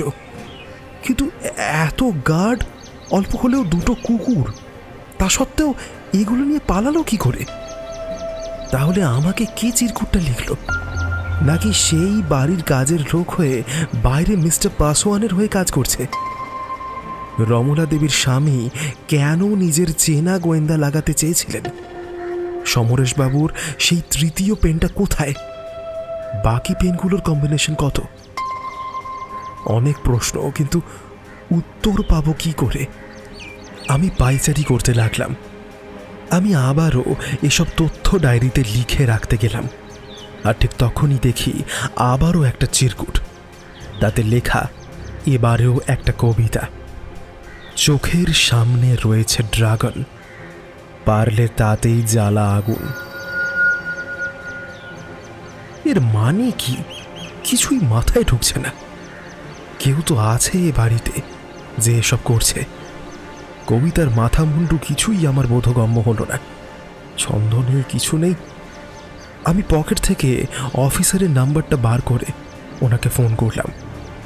ওনার কথা শোনার পরে আমি ডায়েরিতে প্রয়োজনীয় তথ্য নোট করে নিলাম। আমি কিছুক্ষণ চিরকুট ও পেনগুলো নিয়ে নাড়াচাড়া করলাম, কিন্তু না পারছিলাম চিরকুটের কবিতার মানে বার করতে, না পারছিলাম আমি দুটো পেনের কম্বিনেশন ব্রেক করতে। আমি ভাবতে লাগলাম যে কি হতে পারে। 84 একটা হলে পরেরগুলো কি হতে পারে, কত, আর কোন জায়গাতেই বা উনি পেনগুলো রাখতে পারেন? আর সেই তৃতীয় পেনটার হদিশই বা কোথায়?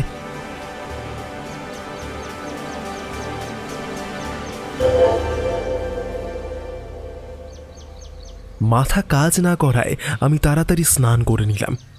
তারপরে ফ্রেশ হয়ে দরজা খুলতে বাইরে যেতেই দেখি রমলা দেবীর গলার চিৎকার। আমি চুপ করে শুনতে লাগলাম।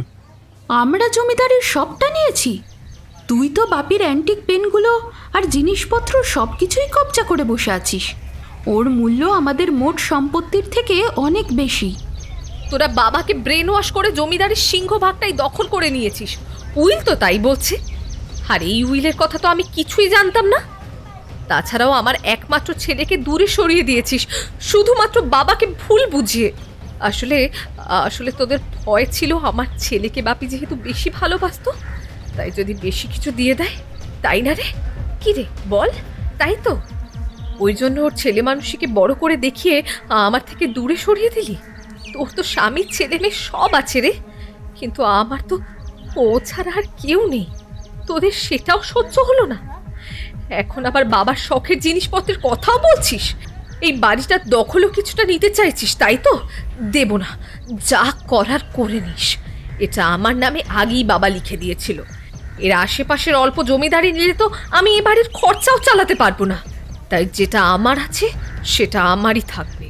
বাড়ির সঙ্গে এই পেনগুলোর কোনো যোগাযোগ নেই, সেগুলোর অন্তত দুভাগ করতেই হবে, এটাই সঠিক বিচার।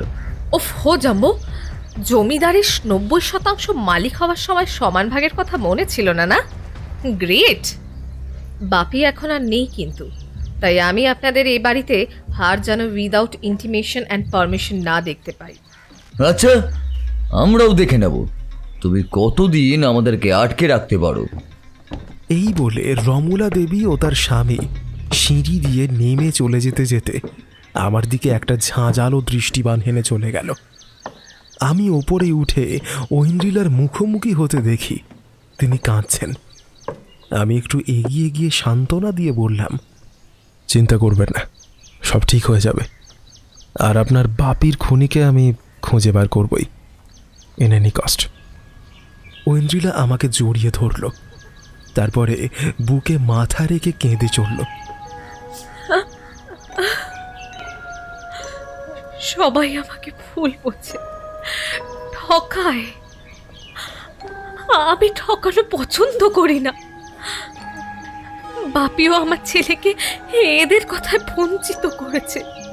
সামান্য জমিদারি, ওই বাড়িটাই আমার সম্বল। আমার কথা ছেড়ে দিন। ছেলেটার ভবিষ্যতে কি হবে? ও তো বাবাও নেই, তার সম্পত্তিও নেই।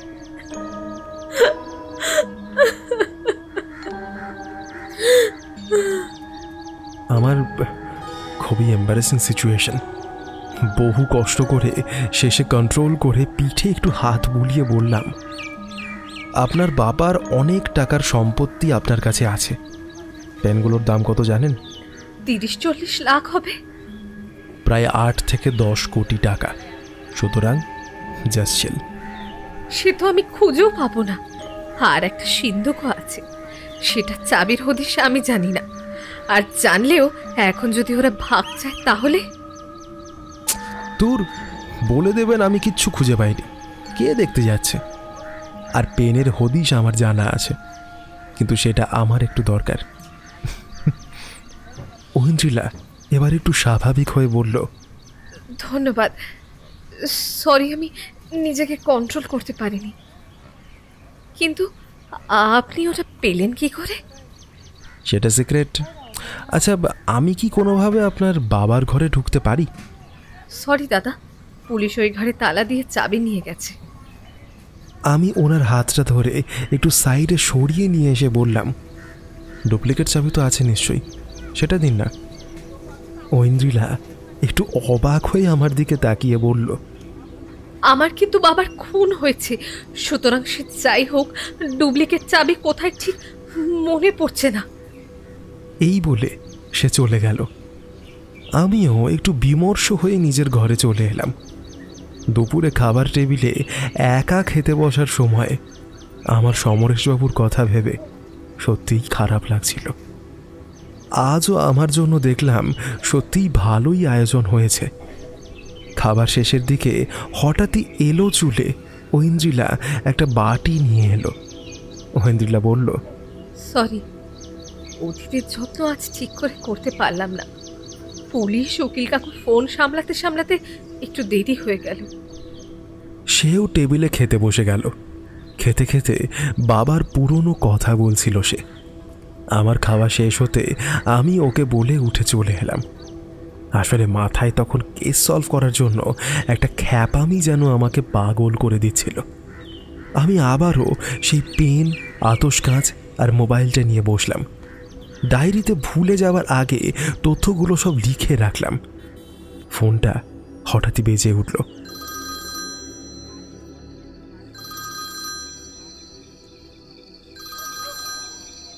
সন্ধেবেলা বাড়ির বাইরে বেরিয়ে একটু চারপাশে ঘুরে এলাম। একেবারে রাত্রি 8টার সময় ফিরে সনাতনদাকে খেতে দিতে বলে নিজের ঘরে গিয়ে টয়লেটে ঢুকে শাওয়ারের ঠান্ডা জলের নিচে দাঁড়ালাম। মনে চিন্তার মিলিত স্রোত এসে যেন আমাকে বারে বারে দিকভ্রষ্ট করছে। মনের ঈশান কোণে এক জমা দুঃখের মেঘ আমাকে শঙ্কিতও করছে। ঈশ্বর আমাকে সঠিক পথ নির্দেশ করুন। টয়লেট বড় ভালো জায়গা। এখানে মানুষ নিজের মনের অভিব্যক্তি নিশ্চিন্তে প্রকাশ করতে পারে, নিজের গ্লানিও ফ্ল্যাশ আউট করতে পারে। স্নান সেরে আমি খাবার টেবিলে গিয়ে বসলাম। আমার পাশেই এসে বসলো ঐন্দ্রিলা, মুখটা থমথমে। আমি কিছুক্ষণ খাবার পরে জিজ্ঞাসা করলাম, কি হয়েছে? আমাকে দিদি সমস্ত অ্যান্টিক জিনিসপত্রের অর্ধেক ভাগ চেয়ে উকিলের চিঠি পাঠিয়েছে। কি যে করি, একই তো জমিদারের সিংহভাগের দখল নিল, এইটুকু ছাড়লো না।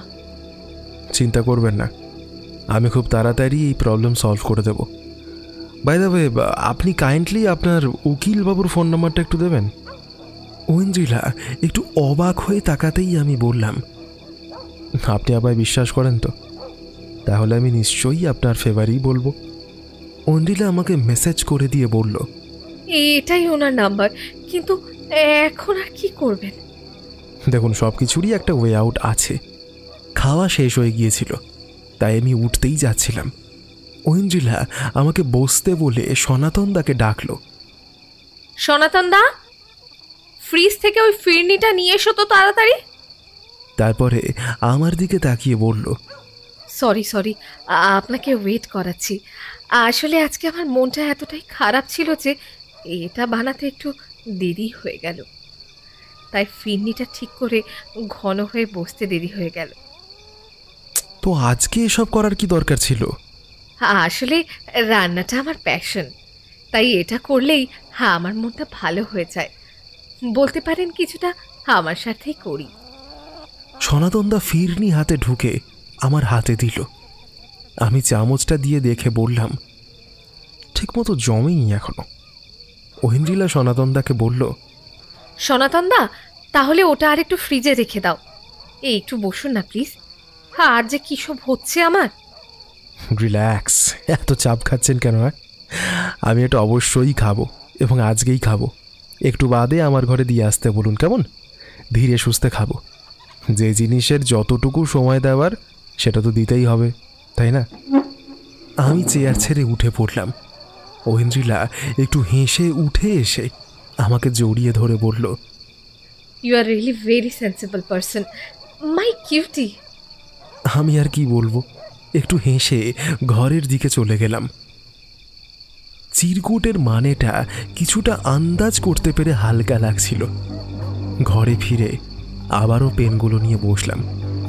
এবারে চোখের সামনে অনেকটাই পরিষ্কার। যেটুকু এখনো ডার্ক আছে সেটা খুব তাড়াতাড়ি পরিষ্কার হবে আশা করছি। এবারে সত্যিই নিজেকে উমাদার যোগ্য শিষ্য বলে মনে হচ্ছিল। সনাতনদা ফিরনি নিয়ে ঘরে ঢুকতেই আমি তাকে একটা চেয়ারে জোর করে বসিয়ে দিলাম। তারপরে ঘরের দরজা বন্ধ করে তাকে ফিরনিটা খেতে বললাম। সে তো অবাক। আমি তাকে ইশারায় চুপ করে খেতে বলে তার হাতে 1000 টাকার নোট ধরিয়ে দিলাম। সে আনন্দের সাথে ফিরনি খেয়ে আমার সাথে গল্প করে চলে গেল। গ্রামে রাত্রি 12:30 মানে অনেক রাত। আমি পা টিপে টিপে ওপরে উঠে চারপাশে একবার দেখে সমরেশবাবুর ঘরের সামনে এসে দাঁড়ালাম। বুকটা আমার ঢিপ ঢিপ করছিল। এত রাতে সদ্য মৃত এক ব্যক্তির ঘরে ঢুকে তদন্ত চালানো বেশ চাপের ব্যাপার, আর ধরা পড়লে বলার অপেক্ষা রাখে না। যাই হোক, পাপোশটা তুলতেই তার নিচে চাবিটা বার করে চারপাশটা আরও একবার দেখে নিলাম। এবার ঘরের মধ্যে অতি সন্তর্পণে ঢুকলাম। লাইট জ্বালানো যাবে না, আমি একটা টর্চ এনেছিলাম। পুরো ঘরটা চেক করে সমরেশবাবুর খাটের কাছে দাঁড়িয়ে একবার ইষ্ট নাম জপ করে নিলাম। তারপরে মুখে করে টর্চটা ধরে বিছানা শুদ্ধ ম্যাট্রেসটা এক ধাক্কায় তুলে ফেললাম। তারপর ধীরে ধীরে ফ্লাওয়ার ভাসের কাছে যেতেই একটা ছায়ামূর্তি যেন হঠাৎই বেরিয়ে এলো। আমি তাকে দেখে চমকে উঠলাম। বুকের ভেতরটা আমার ধরাস করে উঠল। আমি চিৎকার করতে যাচ্ছিলাম, কিন্তু তার আগেই সে তার বলিষ্ঠ হাত দুখানা দিয়ে আমার মাথা ও মুখ শক্ত করে চেপে ধরল।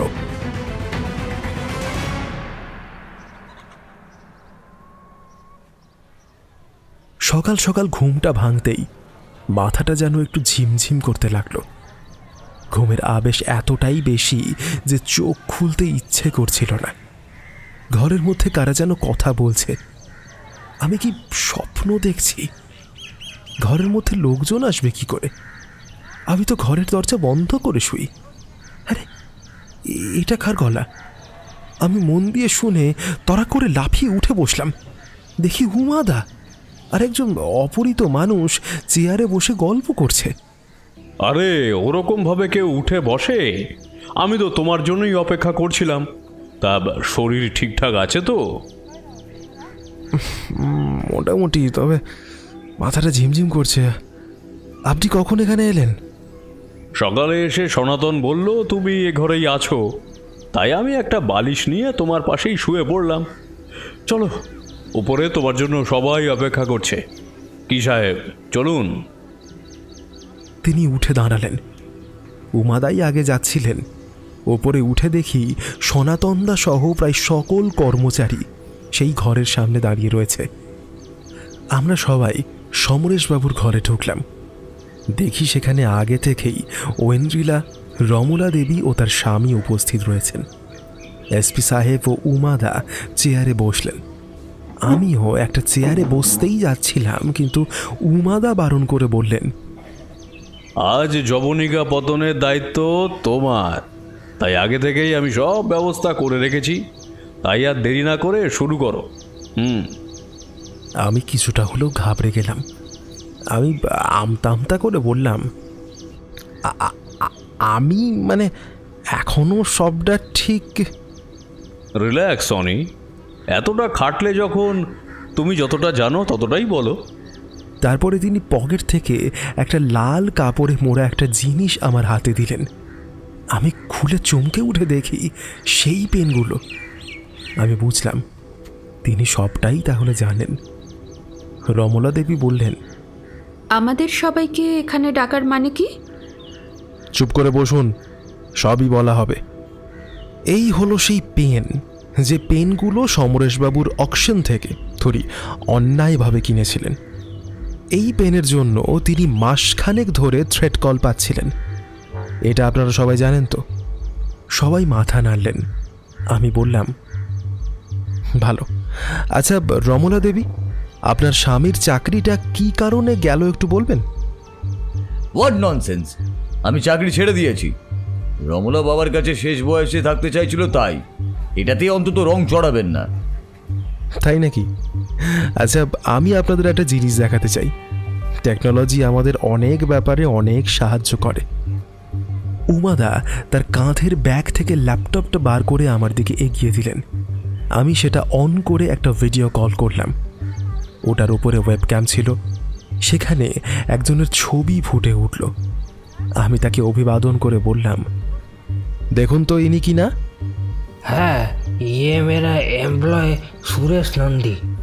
ये 3 महीना पहले मेरे कंपनी का पैसा लेकर बहुत 2 नंबरी करके पकड़ा गया था।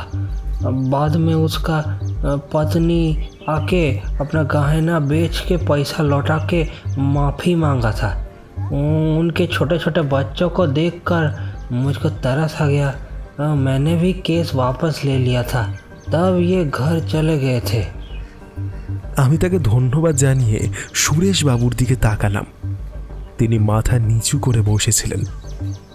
আমি রমলা দেবীকে বললাম, আচ্ছা রমলা দেবী, আপনারা কলকাতায় 2 মাস হলো এসেছেন, তাই তো? এই পেনের কথা আপনি জানলেন কি করে? বাপি বলেছিলেন, আর কেই বা বলবে। তার মানে আপনি মিস্টার পাসওয়ানের ব্যাপারটাও জানেন, তাই না? তিনি একটু থতমত খেয়ে তার স্বামীর দিকে তাকাতেই সে আবারও তোড় পেয়ে উঠে বলল, আপনি কি প্রমাণ করতে চাইছেন? না জানি আপনি আর আমার শালী কদিনেই ঘনিষ্ঠ হয়েছেন, তার মানে এটা তো ঠিক নয় যে আপনি আমাদের ফাঁসিয়ে সম্পত্তির ভাগ দুজনে মিলেই ভোগ করবেন। এই বলে ঐন্দ্রিলার দিকে চেয়ে বিশ্রী ইঙ্গিত করে হাসতে লাগলো। ঐন্দ্রিলা রেগে উঠে কিছু বলতে যাচ্ছিল, তা আমি তাকে চুপ করতে বলে হেসে বললাম, ঠিকই বলেছেন, ফোকটে পেতে কার না ভালো লাগে, কিন্তু ওটা তো বললেন না মিস্টার পাসওয়ানের ব্যাপারটা জানতেন কি না? সবাই যেটা জানতো আমিও সেটাই জানি, যে পাসওয়ানজি ধমকে দিচ্ছে। ভেরি গুড, তার মানে আপনি কিচ্ছু জানেন না, তাই তো? আচ্ছা আচ্ছা, আবার এই কল লিস্ট কিন্তু অন্য কথা বলছে। এখানে পরিষ্কার যে আপনি মিস্টার পাসওয়ানের সাথে যোগাযোগ করেছিলেন। হতে পারে না, ওটা ফেক। আমি পাসওয়ানের সঙ্গে যোগাযোগ করিনি, আমি তো ওর নাম্বারই জানতাম না। পুলিশ অফিসার ঘরে ঢুকলেন, তাই সুরেশকে ধমকে বললেন, কল লিস্ট ভুল বলতে পারে না, স্বীকার করুন। বিশ্বাস করুন, আমাদের কাছে পাসওয়ানের নাম্বার নেই। আর তাছাড়া পাসওয়ান তো কল সাপ্রেস করে ফোন করত, সুতরাং বাপির তো বুঝতেই পারার কথা নয়। আমি রমলা দেবীকে বললাম, কল সাপ্রেস মানে কিরকম ব্যাপারটা? রমলা দেবী সুরেশকে বলল, আরে বলো না, ওই যে প্রাইভেট নাম্বার লেখা থাকতো। সুরেশ মাথা নাড়ল।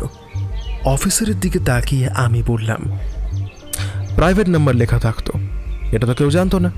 ঐন্দ্রিলা, আপনি জানতেন? সে মাথা নাড়ল।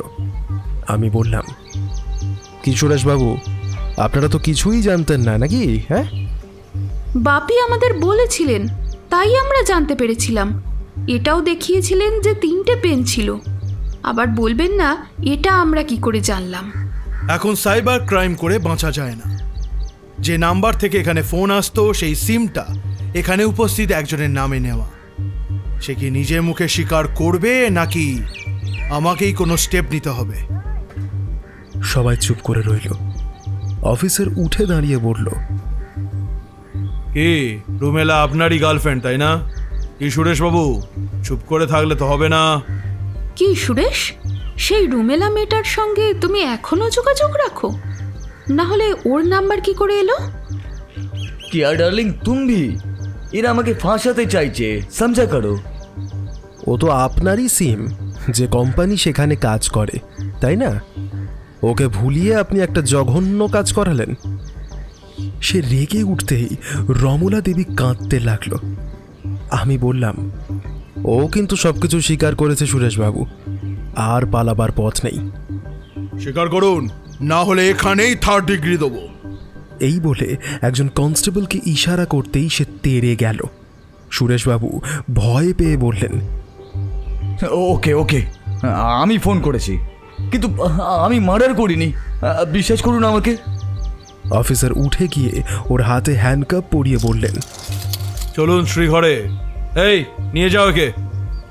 সুরেশবাবু যেতে যেতে চিৎকার করে বললেন, রমলা, রমলা বিশ্বাস করো, আমি কিন্তু মার্ডার করিনি। রমলা বিশ্বাস করো, আমি মার্ডার করিনি রমলা। তাহলে তো কেসটা সলভ। ব্র্যাভো অনিমেষ বাবু, ব্র্যাভো। না স্যার, সবে শুরু, এখনো আসল কালপ্রিটই বাকি, তো তার শাস্তি হওয়া দরকার। সবাই চমকে উঠল। আমি হেসে বললাম, কাল রাতে তাহলে উমাদা আপনিই ছিলেন, তাই তো? তাহলে এবার আপনিই বলুন। উমাদা আমাকে ইশারা করলেন। ওকে। আহা রমলা দেবী, কাঁদলে হবে কি করে? আপনার তো সারি উংলি ঘি মে। যাই হোক, আপনি আমার বড় উপকার করেছেন ঝগড়া করে, না হলে আমি সত্যিই বোকা বনে যেতাম। রমলা দেবী অবাক হয়ে তাকালেন। ম্যাডাম, সিম ভালো করে না ভাঙলে সেটা আবারও ক্র্যাক করা যায়। বর্তমান প্রযুক্তি এরকম, সেটাকেও ছুঁড়ে নিজের বাড়িতে ফেলে। রমলা দেবী কান্না থামিয়ে বললেন, কাকে বলছেন, আমাকে না ঐন্দ্রিলাকে? পড়ল কথা সবার মাঝে, যার কথা তার প্রাণে বাজে। এরকমই না? স্বামীকে সব গয়না দেওয়ার পরও যখন দেখলেন তার স্বভাব বদলায়নি, তখন তার সামনে কথাটা ইনোসেন্টলি বলেছিলেন আপনি, তাই না? সিমটা সনাতনদাকে দিয়ে নিলেন, ভাবলেন কেউ জানবে না, কিন্তু দোকানের লোক তো আপনাকে চেনে। আর এই ভেতরে আসুন। সঙ্গে সঙ্গে দুজন ছেলেকে ধরে একজন পুলিশ অফিসার এলেন। বল, কে পয়সা দিয়েছিল? তারা কাঁদতে কাঁদতে বলল, উনি আমাদের ফোন করে সুপারি দিয়েছেন, সেসব রেকর্ডিং তো আপনাকে শুনিয়েছি। ওরা মিথ্যে কথা বলছে, গলা তো একরকম হতেই পারে। আমার মোবাইল হারিয়ে গিয়েছিল, আমার ডায়েরি করা আছে। দাঁড়ান দাঁড়ান, আমি এক্ষুনি দেখাচ্ছি। Madam madam madam madam madam ব্যস্ত হবেন না, আমরা সবই জানি। এই অফিসারের সামনেই আপনি ডায়েরিটা করেছিলেন। চিল নাও, চিল। হ্যাঁ ভাই, পুরোটা বল। সবাই ঠিকমতো বুঝতে পারছে কিনা সেটা তো দেখা দরকার। অফিসার তাদের মারতেই যাচ্ছিল, তখন ওরা বলল, বলছি স্যার, বলছি আমরা এই লাইনে অনেক ঠকেছি, তাই একদিন আমরা ভিডিও কল করেছিলাম। উনি ভুল করে ধরে একটু কথা বলে তারপর খেয়াল করতেই তাড়াতাড়ি কেটে দিয়েছিলেন। ওটাই আমাদের কাছে প্রুফ। সেটা তো আপনাদের সবই দেখিয়েছি। উনি আমাদের এই বুড়োর কাছ থেকে পেনগুলো নেবার সুপারি দিয়েছিলেন, কিন্তু সে কিছুতেই বলছিল না। তাই আমরা ম্যামকে ফোন করে পারমিশন নিয়ে বালিশ মুখে চেপে ধরে কথা বার করতে গেছিলাম, কিন্তু কিছুটা বলতেই আমরা পেনগুলো নিয়ে পালাতে যাওয়ার সময় দেখি খাবি খাচ্ছে। আমরা তড়িঘড়ি পালাতে গিয়ে দুটো কুকুরের পাল্লায় পড়ি। আর একটা বুড়ো মালির সাথেও খুব মারপিট হয়েছিল। জীবন বাঁচাতে আমরা পেনগুলো ফেলেই পালাই। আপনার বাপি তো আপনাকে যথেষ্ট দিয়েছিলেন, তা সত্ত্বেও এসবের মধ্যে কেন? দরকার কি ছিল আপনার? ভাবলেন এইটুকুই বা ছাড়ি কেন, তাই না? শেষে সবই তো হাতছাড়া হয়ে গেল। আপনার লজ্জা হয় না? অফিসার, এদের নিয়ে যান তো। রমলা দেবীকে একজন মহিলা কনস্টেবল এসে দাঁড়াতেই তিনি নিজে থেকেই কাঁদতে কাঁদতে চলে গেলেন। আমি বললাম, আমি দুটো চিরকুট পাই, যা হয় আর কি। তদন্তে গেলে একটু আধটু থ্রেড কল বা হুমকি চিঠি, এগুলো না পেলে আর কি হলো? উমাদা লাফিয়ে উঠে বললেন, আরে দেখুন দেখুন এসপি সাহেব কিরকম তৈরি হয়েছে। হ্যাঁ, ক্যারি অন। যাই হোক, আমাকে প্রথম যিনি চিরকুটটা পাঠিয়েছিলেন সে তো শ্রীঘরে চলে গেল। যাই হোক, সেটার সম্মানার্থে মানেটা বলি অন্তত। পালাতে চাইলে পালিয়ে যা, শূন্য খাঁচায় ক্ষয়ের খাঁ। আমাকে পালাতে বলেছে, তবে শূন্য খাঁচায় ক্ষয়ের খাঁ এর মানে আমি বুঝলাম সমরেশবাবুর মৃত্যুর পরে। মৃত্যুটা প্রিপ্ল্যান ছিল, এই বাড়ির খাঁচা শূন্য হয়ে যাবে। ঠিক আছে? Bravo Nimesh, bravo bravo. আর পরেরটা একটু টাফ। ওটা কাল রাতে এই ঘরে না ঢুকলে হয়তো বুঝতেই পারতাম না। তবে উমাদা, আপনি মনে হয় ঘরে ঢুকে বসেছিলেন, তাই না? ওটা আপনিই শুরু করুন। লেখা ছিল, চোখের সামনে রয়েছে ড্রাগন, পারলে তাতেই জ্বালাও আগুন। এর মানে আপনারা ওই ফ্লাওয়ার ভাসের দিকে তাকান। ওটা একটা ড্রাগন ফলের মতো দেখতে, খুব কম লোকই খায়। খুব উপকারী ফল, ব্লাড প্রেশার কমাতে, হার্ট ভালো রাখতে, ব্লাড সুগার কমাতে, ওজন কমাতে ইত্যাদি ইত্যাদি নানা রকম কাজে লাগে। তা ওই ড্রাগনে আগুন কি করে জ্বালাবো? তাই তো, কি করে? এটা যে লিখেছে সে এর মানেটা নিশ্চয়ই জানে। এটার মানে জানলে এখনো এর মধ্যে সেই ট্রেজার থাকতো না। সে এই রহস্য ভেদ করতে পারে। এবার শেষটা তুমি করো। আমি 3টে পেনের নাম্বার ডিকোড করতে গিয়ে এটার ব্যাখ্যা পেলাম। 84-এর মানে সমরেশবাবুর জন্মদিনের 8ই এপ্রিল, পরেরটা ওনার বার্থ ইয়ার 54, সনাতনদার কাছ থেকে শোনা, কয়েক বছর আগে ওনার একবার জন্মদিন পালনের সময় আগুন লাগে। সবাই তড়িঘড়ি বাড়ি ছেড়ে পালাতে থাকেন, কিন্তু ওই 3টে পেনগুলো নিয়ে কোনোভাবে সেদিন তিনি প্রাণে বেঁচে বেরোন। তাই তো ঐন্দ্রিলা? তারপরেই বাপি ওই লকারটা বানান। সবাইকে বেড়াতে পাঠিয়ে দিয়ে নিজের শরীর খারাপের অজুহাতে না গিয়ে। তাই কেউ ওটা খুলতে জানে না, একমাত্র সনাতনদা ছাড়া। আমি হাতের লেখা দেখেই আন্দাজ করি ব্যাপারটা। পুরোটা না জানলেও সমরেশবাবু তাকে ওই কোড ওয়ার্ড শিখিয়ে দেন।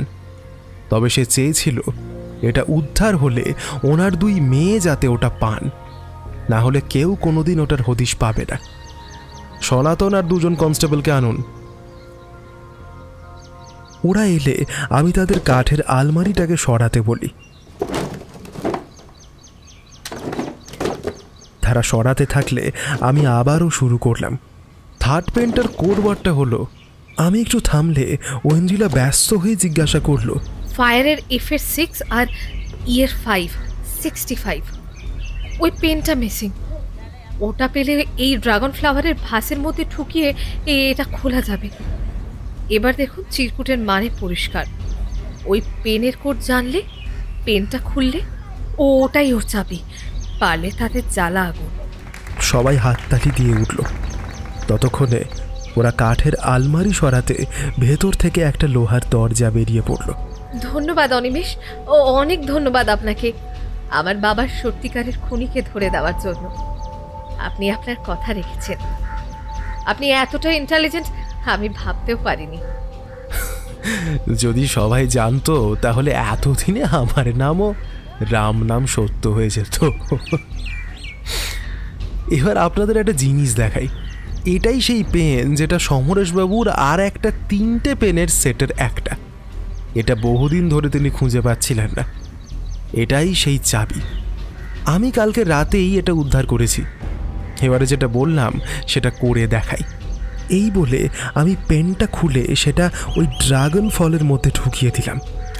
তাতে ওই দরজাটা ঘর ঘর করে খুলে গেল। আর ওর মধ্যে থেকে অনেক সোনার বাট, গয়না, পুরনো মোহর ইত্যাদি দেখা গেল। সবার চক্ষু চড়ক গাছ। আমি বললাম, অবাক হবার কিচ্ছু নেই। আরে বাবা, বংশ পরম্পরায় জমিদার, এসব তো থাকবেই। কিন্তু বলুন তো, এটা উদ্ধার করলাম কার কাছ থেকে? সবাই চুপ। আমি সবার মুখের দিকে চেয়ে আলমারির চাবি আবারও বন্ধ করতে করতে বললাম, এনি গেসেস? তারপরে সবার মুখের দিকে চেয়ে অবশেষে আমি এবার ঐন্দ্রিলার দিকে ঘুরতেই যা দেখলাম তা দেখে আমরা সবাই চমকে গেছি। ঐন্দ্রিলার হাতে ধরা একটা রিভলভার, যেটা আমার দিকে তাক করা, আর তার মুখে একটা নৃশংস হাসি। Bravo Animesh, bravo. কাল রাতে তার মানে আমার ফিরনিটা তুমি সনাতনদাকে দিয়ে চেঞ্জ করে দিয়েছিলে, তাই কাল রাতে আমার কোনো হুঁশ ছিল না। এবারে সনাতনদার দিকে তাকিয়ে অল্প কাঁদো কাঁদো স্বরে বলল, আর সনাতনদা, তুমি তুমি আমার সাথে এটা করতে পারলে? তুমি তো জানতে বাপে কিরকম পার্সিয়াল ছিল। তাই তো আমি একটা পেন লুকিয়ে রেখেছিলাম যেটার মধ্যে আসল চাবি ছিল। কিন্তু আমি সেটার কোড আজ না হোক কাল ঠিক ক্র্যাক করে দিতাম। এতে কি শাস্তি হতে পারে? রিভলভার 2 বার গর্জে উঠল। গদ্দর, গদ্দরের শাস্তি মৃত্যু, বাপি বলতো। সনাতনদাকে মারলে কি হবে? আমাদের কাছে তোমার ফিঙ্গারপ্রিন্ট আছে, যা সমরেশবাবুর গলার হাতের ছাপের সঙ্গে মিলে যাচ্ছে। তোমার অভিনয় এবার শেষ। কিন্তু আমার ফিঙ্গারপ্রিন্ট পেলে কি করে? তোমার ফিরনির বাটি যেটা তুমি করে এনে দিয়েছিলে। You scoundrel! বলে গুলি টেপার আগেই আরও 2টো রিভলভার গর্জে উঠল। প্রথমটা সামনে বসা সেই ভদ্রলোক ও দ্বিতীয়টা অবশ্যই উমাদার। অঞ্জিলা সোফায় লুটিয়ে পড়ল। আমি আর নিজেকে ধরে রাখতে পারলাম না। দৌড়ে গিয়ে বললাম, তুমি জানতে তোমার বাপি ওদের বালিশ চাপায় মরেনি। তুমি নিশ্চয়ই দেখেছিলে। তাহলে ওনাকে বাঁচানোর থেকে মারলে কেন? কেন এসব করলে তুমি? এত সম্পত্তির মালকিন ছিলে তুমি, তারপরেও? আমার ছেলের সঙ্গে হওয়া অবিচার, আর তার থেকেও বড় আমার স্বামীর খুনিকে যোগ্য শাস্তি আমি আমি নিজে হাতে। কথাটা শেষ করতে পারল না, তার আগেই তার প্রাণ পাখি উড়ে গেল।